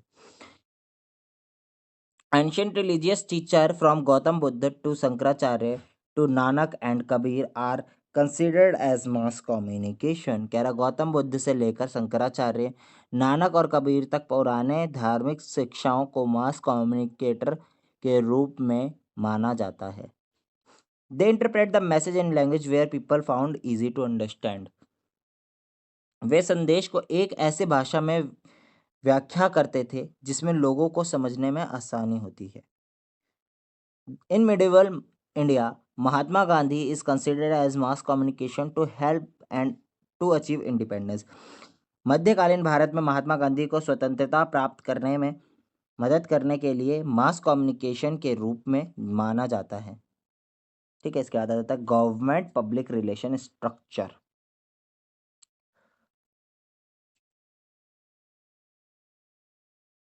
After independence in 1947, the government of India set up Ministry of Information and Broadcasting to look after the function of public relation।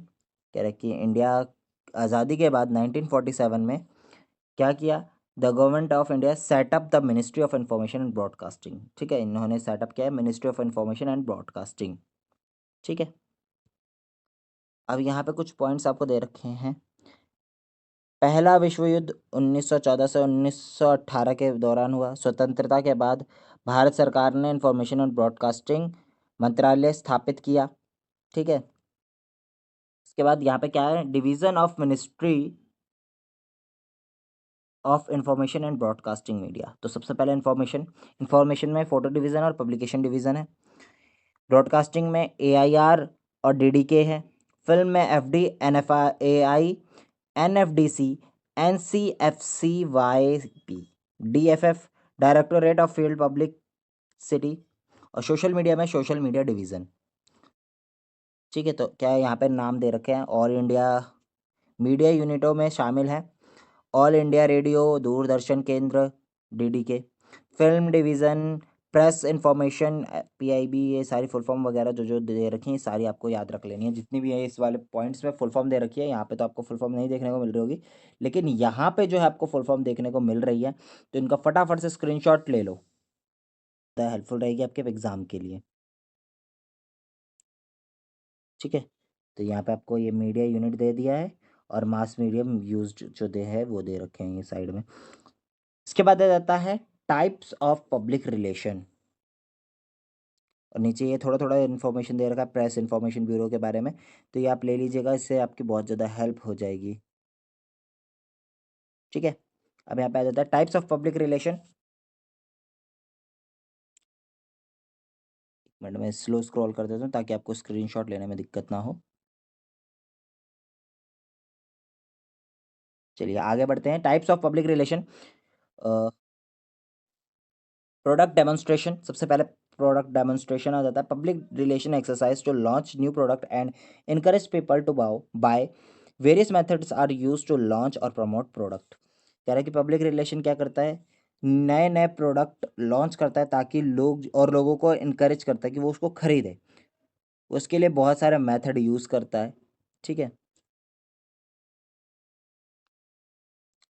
Organising special event, exhibition, windows display, media events, printed materials, ठीक है। इसके बाद आ जाता है आपका employ relation. तो employ relation क्या है, एम्प्लॉय रिलेशन एम्प्लॉय का गुडविल प्राप्त करना और कंपनी की तस्वीर को उचित रखना। संचार उपकरण, समाचार पत्र, बुलेटिन बोर्ड, विशेष घटनाएं, प्रेरणा, शिक्षा अवसर, ठीक है, ये संचार उपकरण है। इसके बाद आ जाता है government and political relation. Vote vote प्राप्त करने के लिए, राजनीतिक उद्देश्यों के लिए PR का उपयोग करना, ठीक है, जैसा अभी चल रहा है। अभियान सभा, जनसभा, आयोजित करना, पोस्टर्स और होर्डिंग्स लगाना, पब्लिक लाभ के लिए योजनाएं घोषित करना, ये सारे क्या है, गवर्नमेंट और पॉलिटिकल रिलेशन है। इसके बाद कम्युनिटी रिलेशन क्या आ जाता है, अच्छी कम्युनिटी के संबंध स्थापित करना, कम्युनिटी का गुडविल प्राप्त करना, कार्यक्रम प्रकारों कह रहे पार्कों का ध्यान रखना, सफाई अभियान, डिस्पेंसरी, लाइब्रेरीज का स्थापना, घटनाओं का स्पॉन्सर करना, प्र, प्राकृतिक आपदाओं के लिए फंड इकट्ठा करना, ये कम्युनिटी रिलेशन है। इसके बाद आपका डू यू नो आ जाता है। डू यू नो में क्या बोल रखा है, king Ashoka sent his own children to Sri Lanka, ये आपको याद रखना है कि उन्होंने अपनी खुद की बेटी को अपने बच्चों को भेजा था कहाँ पे, श्रीलंका, ताकि वो वहाँ पे जाके बुद्धिज्म का प्रचार प्रसार कर सके। अशोका's daughter Sanghamitra was the first woman public relation executive in history की कौन किसको बताया गया है, अशोका की बेटी संघमित्रा जो कि पहली वुमेन पब्लिक रिलेशन थी हिस्ट्री में। इसके बाद बोल रखा है, a systematic practice of public relation in India began with the Indian railways in 1920s। 1920s में जो है सिस्टमैटिक प्रैक्टिस हुई थी पब्लिक रिलेशन की इंडियन रेलवेज द्वारा। Indian Railways utilize the public relation activities such as exhibition, festivals, and advertising the in newspaper both in India and England to attract tourism to India। कह रहा है कि Indian railway ने क्या करा था, पब्लिक रिलेशन एक्टिविटीज़ को utilise किया, जैसे कि एग्जीबिशन किए, फेस्टिवल, एडवर्टाइजमेंट इन न्यूज़पेपर में, ताकि लोग जो है इंडिया और इंग्लैंड के वो इंडियन टूरिज्म की तरफ अट्रैक्ट हो। ठीक है, तो यहाँ से हमारे जो मेन मेन चैप्टर थे वो सारे पूरे हो जाते हैं। पूरे हमारे वो सारे मॉड्यूल जो है हमारे 12-12 मार्क्स के हैं, तो उन सब में से हम कोशिश करेंगे एक एक दो दो चैप्टर करने की, मॉड्यूल 2, 3, 4। ठीक है, ये तीनों मॉड्यूल जो है हमारे वो 12-12 मार्क्स के। मॉड्यूल 1 बस हमारी 7 मार्क्स की है, तो उसको हम इग्नोर करेंगे, उसको छोड़ देंगे हम। ठीक है, तो स्टार्ट करते हैं चैप्टर नंबर 6 से, व्हाट इज न्यूज़। तो सबसे पहले डेफिनेशन ऑफ न्यूज़ आ जाती है, news is a report of a current event की अभी की घटना, वर्तमान घटना की रिपोर्ट होती है, विभिन्न मीडिया में हाल के घटनाओं के बारे में जानकारी देती है। न्यूज़ की पहचान उसके नयापन और जनता के विशेष रूप से रुचि के द्वारा होती है। ये सुनने वालों में क्यूरियोसिटी उत्पन्न करती है। ठीक है, इसके बाद आ जाता है आपका न्यूज़ और इंफॉर्मेशन के बीच में क्या अंतर है। तो इन्फॉर्मेशन क्या है, देखो सबसे पहले क्या, at a railway station you might have notice the board display the train timing, कि वो क्या दिखाता है, ट्रेन की टाइमिंग क्या है, न्यूज़ नहीं दिखाता, वो ट्रेन की टाइमिंग दिखाता है, तो ये इन्फॉर्मेशन है।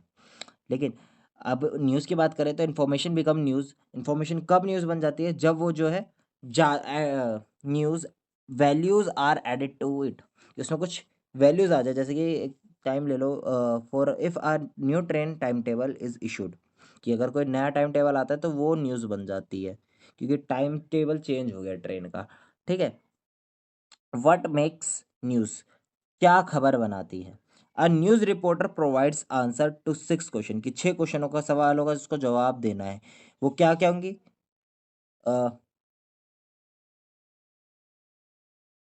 When, what, where, why and fifth is who. ठीक है, ये 5 होते हैं, 5 डब्ल्यूज होते हैं, और एक एच आता जाता है हमारा, जिसमें मतलब हाउ, कैसे। ठीक है, तो ये 6 क्वेश्चंस का जवाब जो है खबर बनाता है। कब हुआ, कैसे हुआ, कहाँ हुआ, कैसे हुआ, ठीक है, क्यों हुआ, क्या कारण थे, कौन था, न्यूज़ वैल्यूज़, ठीक है, खबर के मूल्यों की मान्य। जर्नलिस्ट आर द बेस्ट जजेस about what is news and what is not, कि जर्नलिस्ट जो है जज बन जाते हैं कब, जब उन्हें बताना हो कि क्या चीज़ जो है न्यूज़ है और क्या नहीं है। They take this decision based on certain news values, कि उसकी वैल्यू को देखते हुए वो न्यूज़ बनाते हैं। The following are the salient points to जज द न्यूज़ वर्दीनेस, की कुछ पॉइंट्स है जो नीचे दे रखे, जो बताता है कि वो न्यूज़ वर्थ ही है या नहीं है। करेंसी, करेंसी मतलब कि कब की घटना है वो, ठीक है, मतलब कि टाइमलीनेस उसका एक तरीके से हम बोल सकते हैं। उसके बाद आ जाता है आपका ऑडिडिटी, ठीक है, वर्तमान की घटना होनी चाहिए। ऑडिडिटी का मतलब होता है अनोखापन, इमोशन होनी चाहिए, यूजफुलनेस होनी चाहिए उसके अंदर, और एजुकेशनल वैल्यूज होनी चाहिए। इसके बाद बात करें टाइप्स ऑफ न्यूज़ की, तो 4 टाइप्स की न्यूज़ होती है आपकी: national news, international news, regional news, local news. Local news जो आपके पर्टिकुलर एरिया की हो, रीजनल न्यूज़ आपके राज्य की हो गई, इंटरनेशनल इंटरनेशनल मतलब देश विदेश की हो गई, नेशनल हमारे पूरे देश के अंदर क्या हो रहा है वो हो गई। उसके बाद आ जाता है आपका क्रेडिबिलिटी, ऑब्जेक्टिविटी एंड फेयरनेस। तो ये होता क्या है, सबसे पहले उसको जान लेते हैं। Journalist want their report to be fair, objective and credible, कि जर्नलिस्ट चाहते हैं कि उनकी रिपोर्ट कैसी होनी चाहिए, फेयर होनी चाहिए, ऑब्जेक्टिव होनी चाहिए और क्रेडिबल होनी चाहिए। ऑब्जेक्टिविटी का मतलब होता है विदाउट एनी बायनेस, ठीक है, कि कोई एक तरफा ना हो। फेयरनेस क्या है, is another quality required for a journalist, की एक दूसरी क्वालिटी है जो जर्नलिस्ट में चाहिए होती है, कि न्यूज़ जो है सही होनी चाहिए, कि हाँ, क्योंकि हर न्यूज़ की 2 साइडें होती है। अब वो आपके ऊपर डिपेंड करता है आप कौन सी साइड दिखा रहे हो, ठीक है, कि आप उसकी सही साइड दिखा रहे हो या गलत साइड दिखा रहे हो। किसी भी आप आज के टाइम पे ज़्यादातर बिजनेस ही चल रहा है मोस्टली, अगर आप देखोगे चाहे वो कोई सी भी मीडिया हो, करंट की सरकार के बारे में या करंट की सरकार के अपोज में हो। तो कुछ चैनल्स ऐसे हैं जो उसके फेवर में खाली दिखाते हैं, कुछ चैनल्स ऐसे हैं जो खाली उसको अपोज करते हैं, ठीक है। इसके बाद आ जाता है आपका news as a tool, positive and negative, कि इससे एक पॉजिटिव भी है, ये नेगेटिव भी है। तो कैसे है, news have a powerful impact on the society, ठीक है, कि इसका एक पावरफुल इम्पैक्ट है सोसाइटी पे, ये इसका positive impact can be negative and positive. ये इम्पैक्ट कैसे हो सकता है, नेगेटिव भी हो सकता है, पॉजिटिव भी हो सकता है। News can also be instrument for development, development के लिए इंस्ट्रूमेंट की तरह रोल भी निभा सकता है। For example, news such as government to give free grain to poor during the covid pandemic, it is development news, ठीक है। अभी जब कोरोना आया था तो हमारी सरकार ने जो है लोगों को फ्री खाना बांटा था, जो कि क्या है, एक अच्छी न्यूज़ है, ग्रेट डेवलपमेंट की न्यूज़ है, ठीक है, कि फ्री में खाना मिल गया लोगों को। पॉजिटिव न्यूज़ और नेगेटिव न्यूज़, अब दोनों में क्या अंतर है पॉजिटिव न्यूज़ और नेगेटिव न्यूज़ में? Free education, clean India drive, water supply in village, tree plantation, ये क्या आ जाती है, पॉजिटिव कैटेगरी के अंदर आ जाती है। अब नेगेटिव में क्या क्या आ जाती है, murder, extortion, killing, drought, heavy rainfall, come under the category of negative news के। मोस्टली हम क्या बोल सकते हैं, जैसे क्राइम्स हो गए या कोई पेंडेमिक हो गई या कोई नेचुरल फिनोमिनन हो गए, ये सारे के सारे हमारे नेगेटिव न्यूज़ के अंदर आ जाते हैं, ठीक है। तो ये वाला चैप्टर हमारा खत्म होता है। इसके बाद चैप्टर नंबर 7 आ जाता है हमारा,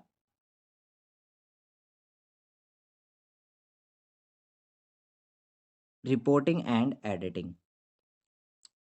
अब रिपोर्टिंग और एडिटिंग की डेफिनेशन जान लेते हैं। रिपोर्टिंग की डेफिनेशन क्या है, रिपोर्टर्स का मतलब है करंट इवेंट्स के बारे में फैक्ट्स को इकट्ठा करने वाला, करना या गैथर करना।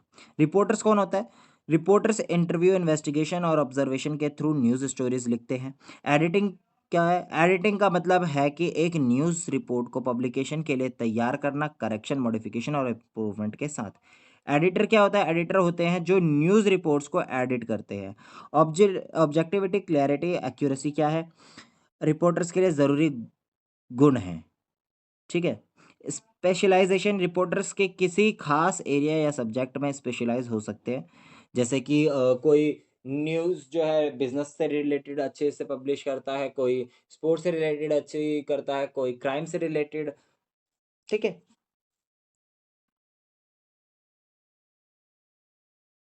इसके बाद आ जाता है एग्जाम्पल, प्राइम मिनिस्टर की डिक्लेरेशन के बारे में, जहां इंडिया में न्यूक्लियर एक्सप्लोजन हुए मई 11 1998, इंक्लूडिंग डिवाइसेस के टाइप्स और ऐतिहासिक context, smiling Buddha, operation Shakti. How to gather news, news को कैसे गैथर किया जाए, तो सबसे पहले listening. A reporter can get a good stories by listening to other, कि दूसरों को सुने जो वहाँ पे लोग हैं। फॉर एग्जाम्पल, अभी राजस्थान में जो गड्ढा हुआ है उसके बारे में अगर पता लगाना है तो वहाँ के लोकल से बात करनी पड़ेगी पहले हमें, कि कब हुआ, कैसे, कहाँ, कब स्टार्ट हुआ था, कब उनको पता लगा, कैसे पता लगा, ठीक है। और जो अभी उस पे इन्वेस्टिगेशन सरकार करवा रही है उससे पता लगेगा उसके बारे में। कवरिंग इवेंट्स, कवरिंग इवेंट्स में क्या आता है, रिपोर्टर्स खेल, त्योहार और फिल्म फेस्टिवल जैसे घटना आधार पर उनकी महत्व और मामूल को ध्यान में रखते हुए करते हैं।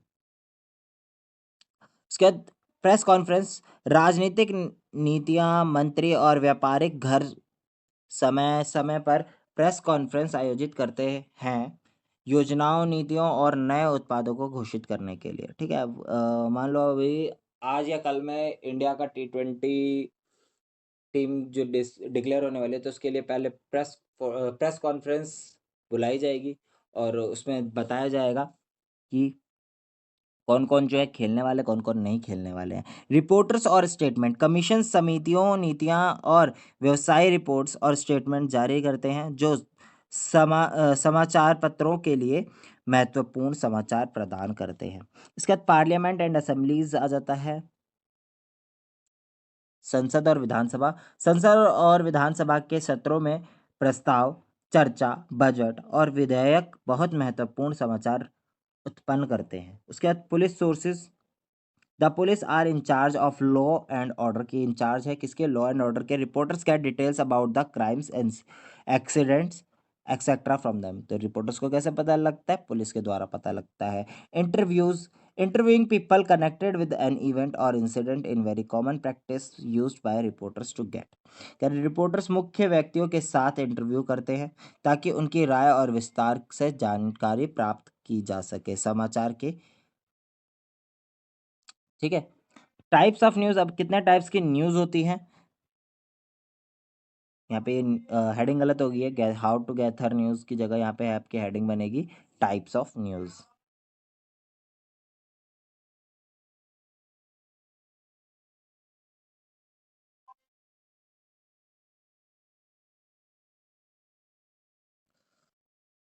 ठीक है, तो अब हार्ड न्यूज़ क्या है, Chinese and Indian army stand against each other at a border, तो ये हार्ड न्यूज़ है। ठीक है, उसके बाद soft news, found in US rare Gandhi recording, ये सॉफ्ट न्यूज़ है। फीचर्स रेडियो रिवाइंड, तो एक तरीके से पहले हम पढ़ लेते हैं क्या क्या बोला गया है। हार्ड न्यूज़ ये सामान्य प्रकार के होते हैं, कुछ ब्रेकिंग न्यूज़ भी हो सकती हैं।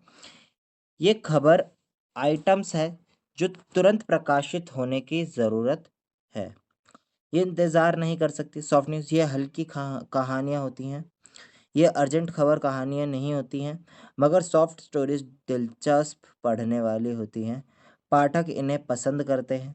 ये किसी व्यक्ति, घटना या विकसित होने वाले स्थिति के बारे में हो सकती है। फीचर्स, ये विस्तार से गहरी कहानियाँ होती हैं। न्यूज़ मेकर की प्रोफाइल्स, ये आमतौर पर समाचार में व्यक्तियों के बारे में होती हैं, पाठक इसे व्यक्तियों के बारे में ज्ञान में नहीं होते हैं, इस तरह से उनके प्रोफाइल के ज़रिए उनका परिचय दिया जाता है। ह्यूमन इंटरेस्ट, ये अक्सर व्यक्तियों या परिवारों के कष्टों के बारे में कहानियाँ होती हैं। फॉर एग्जांपल, जब सुनामी के लहर सहेलों को मार रही थी, तब वहाँ के लोगों के परिवार या सहयोगी को खोने की कहानियाँ। ठीक है, बैकग्राउंडर्स क्या है, अगर कोई बंदा सही सॉरी अगर कोई बड़ी घटना होती है, तो पाठक जानना चाहते हैं कि उसके पीछे कोई पूर्वगमन या बैकग्राउंड क्या है। ठीक है, कि मीन्स उससे कुछ, जैसे मैंने राजस्थान वाला बताया, तो काफ़ी लोग जो है उसमें ये बोल रहे थे कि वहाँ पे कभी बिजली वगैरह गिरी थी या जो भी है। ठीक है, इसके अकॉर्डिंग मतलब इसका कोई बैकग्राउंड से रिलेटेड वो है या नहीं है। ठीक है, यानी कुछ से रिलेट कर रहा है या नहीं कर रहा उस घटना से। Basic facts about reporting, reporting के बेसिक फैक्ट्स, सबसे पहले फाइंडिंग द लीड, लीड को फाइंड करना, उसके बाद एंगल को फाइंड करना, और बॉडी ऑफ अ स्टोरी क्या है आखिरकार। ठीक है, लीड यानी कि शुरुआती वाक्य एक समाचार कहानी में पाठकों का ध्यान आकर्षित करने में महत्वपूर्ण होता है। ठीक है, उसके बाद बात करें फाइंडिंग द एंगल, तो समाचार कहानी का एंगल उसका दृष्टिकोण निर्धारित करता है और उसका ध्यान केंद्रित करता है।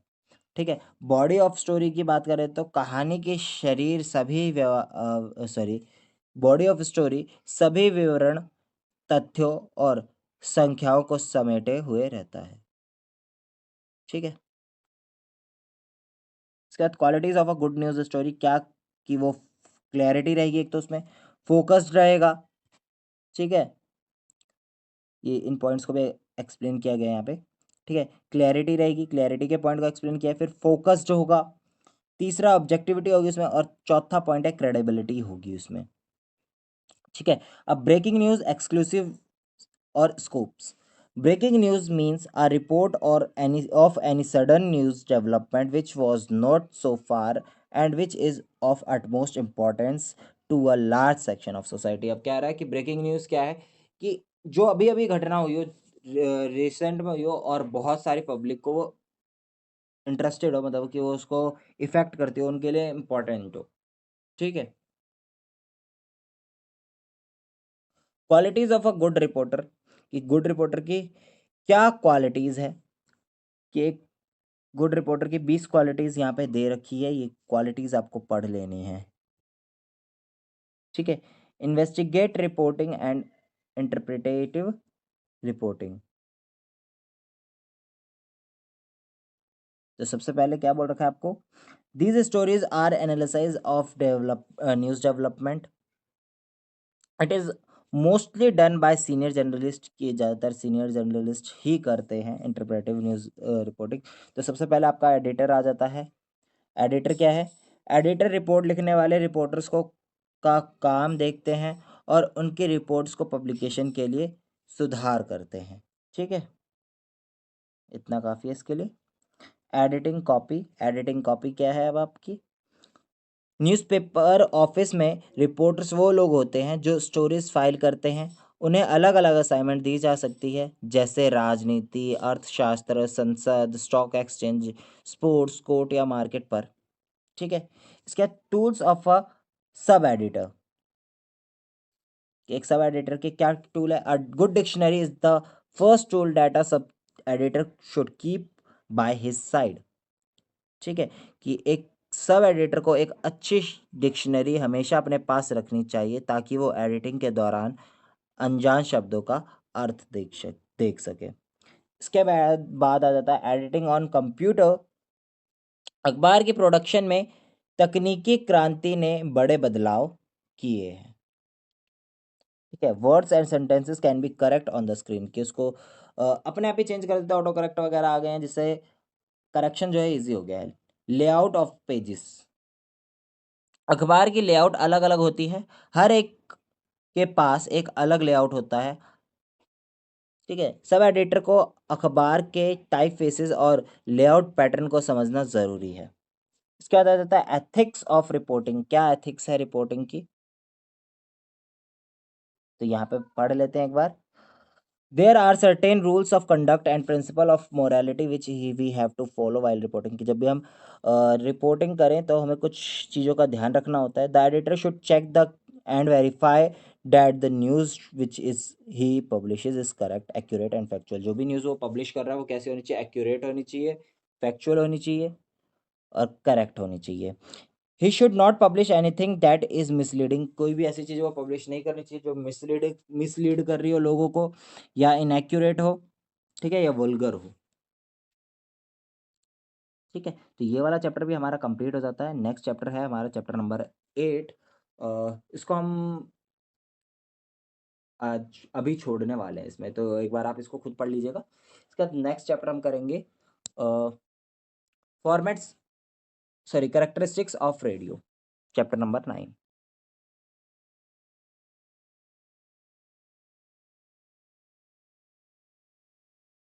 चैप्टर नंबर 9 पे हम फटाफट से आ जाते हैं। Chapter number 9, characteristics of radio. Radio is known as the medium of communication, संचार के मीडियम के रूप में जाना जाता है। ये 1920 में स्टार्ट हुआ था। अकॉर्डिंग टू ऑक्सफोर्ड डिक्शनरी के अनुसार, radio is a piece of electronic equipment used for listening to radio broadcasting. कह रहा है कि ऑक्सफोर्ड डिक्शनरी के अनुसार रेडियो एक इलेक्ट्रॉनिक उपकरण है जो रेडियो प्रसारण सुनने के लिए प्रयोग होता है। अब कुछ टर्म्स वगैरह आई हैं इसमें, उसके बारे में जानते हैं। तो पहला है ऑडियंस जनता, जो लोग विशेष कार्यक्रम के लिए रेडियो या मीडिया के द्वारा पहुंचते हैं, ठीक है। ऑडियंस जो उसको सुन रहा हो, टर्निंग इनटू रेडियो। लिसनर व्यक्ति या समूह जिन्हें रेडियो कार्यक्रमों का लक्ष्य बनाया गया हो, श्रोता, ठीक है। उसके बाद ब्रॉडकास्टर जो उसको ब्रॉडकास्ट कर रहा हो, ब्रॉडकास्टिंग संदेश या संकेत के इलेक्ट्रॉनिक उपकरणों के माध्यम से जनता तक पहुंचाना। टर्निंग इनटू रेडियो, रेडियो को चालू करके और सुनने वाले स्टेशनों को चुनना। लाइव ब्रॉडकास्ट, सीधा प्रसारण किया गया कार्यक्रम बिना किसी पहले से रिकॉर्ड किए गए। प्री रिकॉर्डिंग प्रोग्राम, जो पहले रिकॉर्ड कर लिया जाता है उसके बाद चलाया जाता है। स्क्रिप्ट, रेडियो कार्यक्रम में कहा जाने वाले शब्दों को लिखित प्रति, ठीक है, मतलब उसकी कॉपी। प्रति मतलब होता है कॉपी। ऑब्जेक्टिव्स ऑफ रेडियो, के रेडियो के ऑब्जेक्टिव्स क्या है। पहला है रेडियो इन्फॉर्म करता है, ठीक है, सूचित करता है। दूसरा क्या है, रेडियो एजुकेट करता है। तीसरा है रेडियो ऑल्सो एंटरटेन, के मनोरंजन भी करता है। इसके बाद बात करते हैं कैरेक्टरिस्टिक्स ऑफ रेडियो की, कि क्या क्या कैरेक्टरिस्टिक्स है। रेडियो में picture, as you listen to any radio program you are able to visualize और see pictures in your mind। कह रहे कि जब आप रेडियो को सुनते हो तो आप पिक्चर्स को अपने माइंड में ही बनाते हो, ठीक है। The speed of radio, radio is the fastest medium, की fastest medium. It's as things happen in a studio or outside, messages can be sent or broadcast. These messages can be picked up by anyone who has a radio set or receiver which is turned into a radio station। कह रहा है कि जैसे ही news आती है वो उसको फटाफट से लोगों तक पहुंचा देता है, उसको ब्रॉडकास्ट कर देता है, ठीक है। Simplicity of radio, compare to all other media, radio needs very simple technology and equipment. की दूसरे मीडिया से अगर हम कंपेयर करें तो रेडियो जो है बहुत ही सिंपल, एकदम सिंपल है, ठीक है। रेडियो इज इनएक्सपेंसिव, सस्ता है, ज़्यादा खर्चीला नहीं है। Radio does not need an electric power, किसी इलेक्ट्रिक पावर सप्लाई की ज़रूरत नहीं है। A radio receiver is a portable, कि एक पोर्टेबल है, कहीं पे भी ले जाया जा सकता है इसको। One does not have to literate to listen the radio to the radio, radio को सुनने के लिए किसी को पढ़ा लिखा होना ज़रूरी नहीं है। लिमिटेशंस ऑफ रेडियो ब्रॉडकास्ट, अब क्या क्या लिमिटेशंस है वो जान लेते हैं, ठीक है। वन चांस मीडियम, की एक ही बार मौका मिलता है, सुन लिया तो सुन लिया वरना वो निकल गया। दूसरा क्या है, radio has no visual images, उसकी कोई इमेजेस वगैरह नहीं होती। Messages on radio are easily forgotten, आसानी से भूल जाते हैं मैसेजेस वगैरह। Poor performance on the part of the announcer, announcer जो होता है का निरूपीयता का सुधारण, सॉरी उदाहरण, हम बोल सकते हैं कि जो परफॉर्मेंस है वो अच्छी नहीं होती, ठीक है।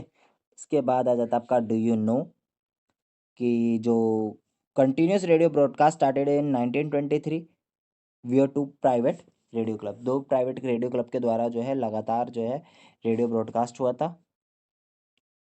1930 the Indian broadcast company IBC run the station in Bombay, now Mumbai, ठीक है। 1930 में इंडियन ब्रॉडकास्ट कंपनी आईबीसी ने चलाया था। Lionel fielded was the first controller broadcasting in India, Lionel fielded जो था वो फर्स्ट ब्रॉडकास्टिंग कंट्रोलर था। The first news bulletin was broadcasted on January 1936। कह रहे कि जो पहली न्यूज़ बुलेटिन थी वो कब ब्रॉडकास्ट की गई थी, 19 जनवरी 1936 को। Vividh Bharati services started on October 3 1957, विविध भारती सर्विसेज को कब स्टार्ट किया गया था, अक्टूबर 3 1957 को, ठीक है। अब नेक्स्ट आ जाता है आपका द रेडियो स्टेशन,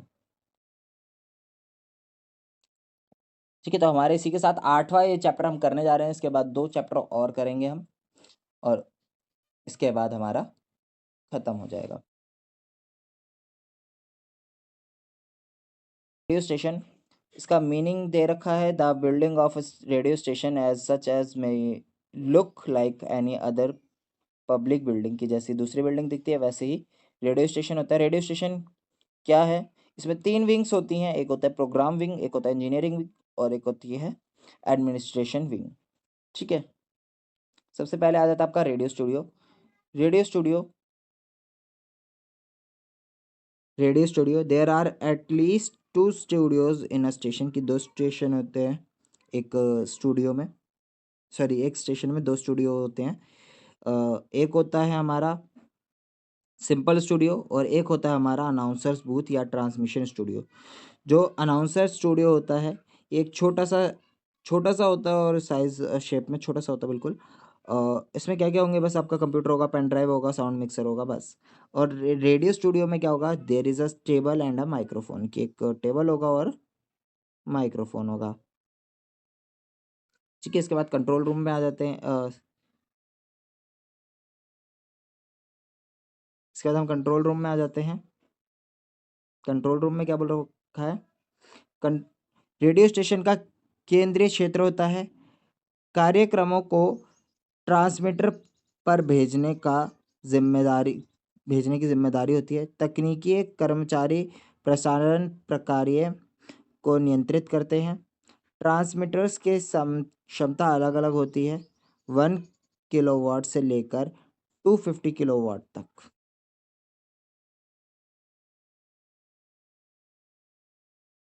ठीक है, स्टूडियो, कंट्रोल रूम, फिर ट्रांसमीटर, फिर लिसनर। इसके बाद ट्रांसमीटर आ जाता है। You have learned about the studio and the control room, it is essential to know about the transmitter, कि आपको ट्रांसमीटर के बारे में भी पता होना चाहिए। A transmitter is a equipment through which we receive the radio broadcast on our sets, की एक ट्रांसमीटर के जरिए ही हम लोगों को जो ब्रॉडकास्ट हो रहा है रेडियो में वो सुनाई देता है। This is a big equipment in comparison to other equipment, ये सबसे बड़ा इक्विपमेंट है अदर इक्विपमेंट के कंपैरिजन में। The strength and type of the transmitter determine the coverage area of broadcast, की स्ट्रेंथ डिपेंड करते हैं ट्रांसमीटर की, वो कितना एरिया कवर करेगा। 2 टाइप के ट्रांसमीटर होते हैं, एक होता है आपका एलपीटी लो पावर ट्रांसमीटर, एक होता है हाई पावर ट्रांसमीटर।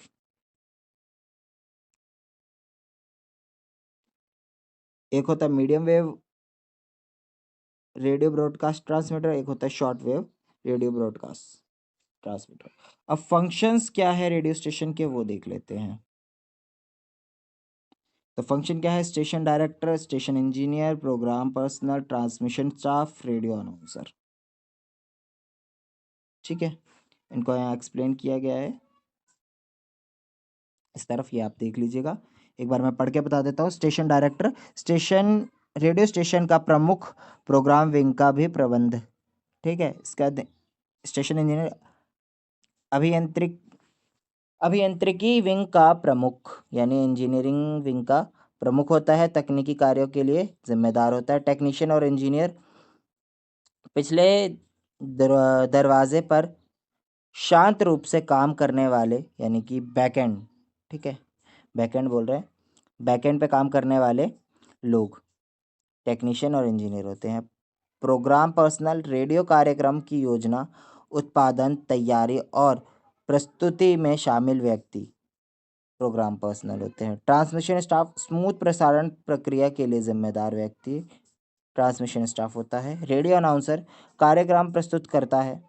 ठीक है, आर्टिस्ट, कार्यक्रम में शामिल वोकलिस्ट और इंस्ट्रूमेंटलिस्ट, ये सब आर्टिस्ट में आ जाते हैं। इसके बाद बात करते हैं radio broadcasting system in India.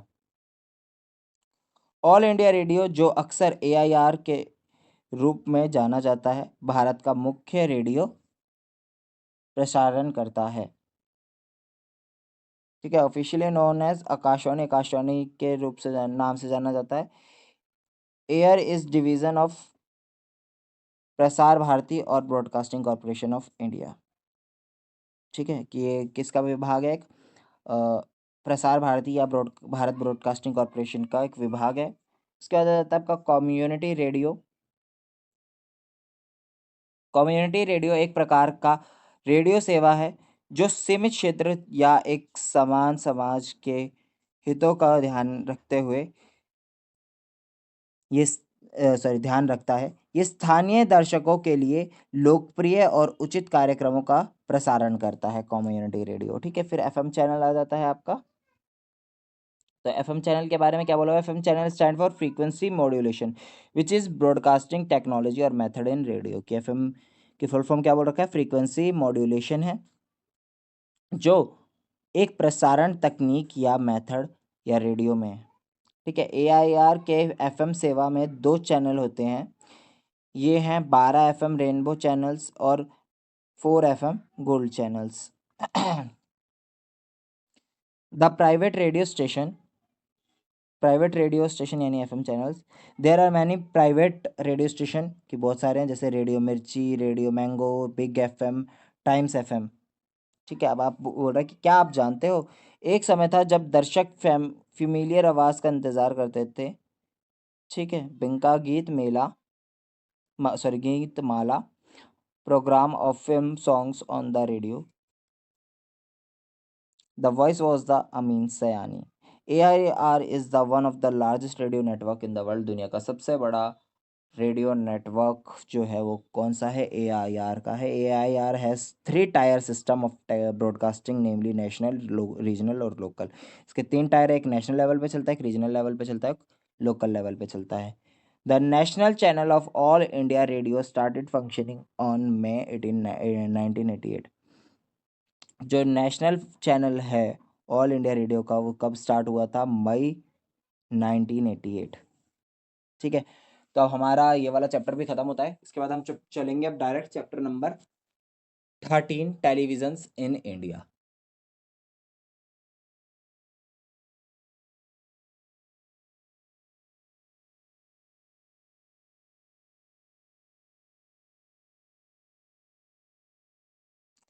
सबसे पहले आ जाता है टेलीविजन का एवोल्यूशन यानी विकास।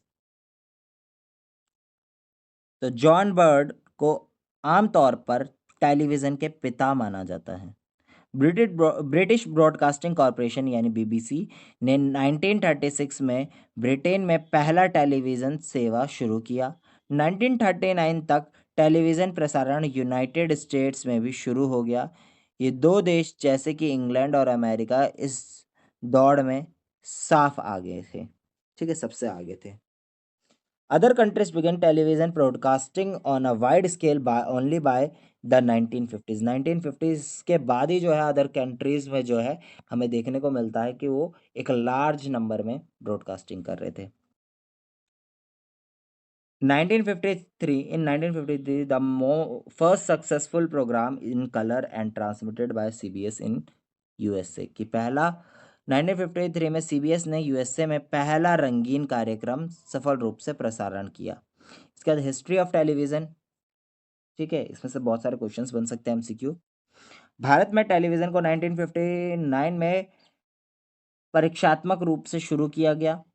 दूरदर्शन ऑल इंडिया रेडियो से एक अलग विभाग बन गया। ठीक है, दूरदर्शन रेडियो से एक अलग विभाग बन गया। Satellite instructional television experiment site, इसकी फुल फॉर्म आ सकती है, पेपर में याद रख लेना। 1975-1976 के बीच शुरू किया गया। ठीक है, साइट की शुरुआत 1975 से 76 के बीच में हुई। Doordarshan provided national coverage for the first time through the satellite Insta one in 1982 1A sorry. Doordarshan ने 1982 में सैटेलाइट इंस्टा 1A के माध्यम से पहली बार राष्ट्रीय कवरेज प्रदान की। 1983 में सरकार ने दूरदर्शन का विशाल विस्तार के लिए बड़ा निवेश किया। 1997 में प्रसार भारती का गठन हुआ। ठीक है, तो ये कुछ इंपॉर्टेंट डेट्स वगैरह थी। इमरजेंस ऑफ प्राइवेट चैनल, तो अभी आज के टाइम पे आप देखोगे बहुत सारे प्राइवेट चैनल्स हैं, जैसे आज तक, जी न्यूज़, स्टार भारत, तो ये बहुत सारे प्राइवेट चैनल्स हैं। The advent of private television channels in India was on 1990s। कह रहा है निजी चैनल्स का उदय भारत में 1990s में हुआ। पहले 1990s में 1990 से पहले दूरदर्शन का मोनोपोल था, क्योंकि ये भारतीय टेलीविज़न दर्शकों के लिए एकमात्र चैनल था। हांगकांग के स्टार यानी कि सैटेलाइट टेलीविज़न एशियन रीजन ने एक भारतीय कंपनी के साथ समझौता किया और जी टीवी का जन्म हुआ। ठीक है, तो जी न्यूज़ का वहाँ, जी चैनल का वहाँ से शुरुआत हुआ। It was the privately owned Hindi satellite channel of India. Supreme court ruling of 1995 stated that the airwaves are not the monopoly of Indian government boosted their growth. यानी कि 1995 ने के सुप्रीम कोर्ट के फैसले ने कहा कि हवाई धाराएं भारत सरकार का एकमात्र अधिकार नहीं है जो इनका विकास बढ़ा दिया। इस दौरान कई क्षेत्रीय चैनल भी शुरू हुए। सन टीवी जो कि तमिल का है, एशियानेट मलयालम और इनेडू टीवी इनमें से कुछ थे। ठीक है, यहाँ पे चैनल के नाम बताया। क्षेत्रीय चैनल के अलावा CNN, BBC और डिस्कवरी जैसे अंतर्राष्ट्रीय चैनल भी भारतीय टेलीविज़न दर्शकों के लिए उपलब्ध है। ठीक है, जैसे डिस्कवरी चैनल वगैरह तो आपने काफ़ी देखा होगा। Impact of television in our daily life, तो दो तरीके से इफेक्ट करता है। एक तो होता है पॉजिटिव वे, एक होता है नेगेटिव वे। पॉजिटिव वे में कैसे कर रहा है? Television play a role of excellent teacher in our life, की एक टीचर के शिक्षक के रूप में रोल निभा रहा है। ये मास शिक्षा के लिए एक उत्कृष्ट माध्यम के रूप में जाना जाता है, जैसे परीक्षण। ठीक है, यह हमारे लिए नए दिशाएं खोल सकता है। यह हमारी जानकारी और दिशाएं बढ़ा सकता है। ये विभिन्न मुद्दे जैसे कि पर्यावरण प्रदूषण और ग्लोबल वार्मिंग के बारे में जागरूकता पैदा करने के लिए इस्तेमाल किया जा सकता है। ये मनोरंजन का माध्यम है। ठीक है, तो ये कुछ की पॉइंट्स बता दिए गए इसमें। इसके बाद नेगेटिव पॉइंट्स की बात करें तो टेलीविज़न को बाहर जाते समय नहीं देखा जा सकता, लेकिन तकनीक का उन्नति ने इसको मोबाइल फ़ोन पर देखने का संभव बनाया है। ठीक है, अब हम मोबाइल पे भी देख सकते हैं, पहले ऐसा नहीं था।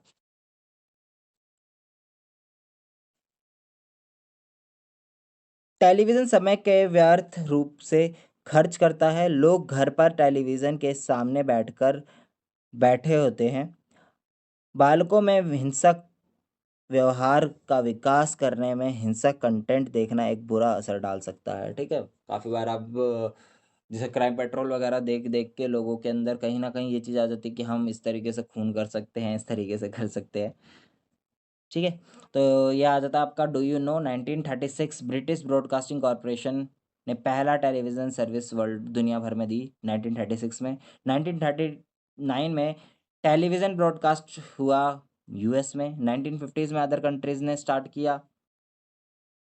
1953 में पहला सक्सेसफुल कलरफुल जो था CBS यूए में हुआ। ठीक है, तो हमारा ये इतने चैप्टर हो जाते हैं। 11 चैप्टर हमने टोटल कर लिए हैं इस वीडियो में। आई होप आपको समझ में आ गया होगा। फिर भी कोई डाउट रहता है तो आप हमें व्हाट्सएप पे कांटेक्ट कर सकते हैं। और ये वाला PDF जो इंग्लिश मीडियम में है ये, ठीक है ना, हिंदी ना इंग्लिश मिक्स करके जो बना रखा हमने, उसको आप ले सकते हैं। और टेलीग्राम पे जो है आपको इंग्लिश मीडियम वाला अवेलेबल हो जाएगा।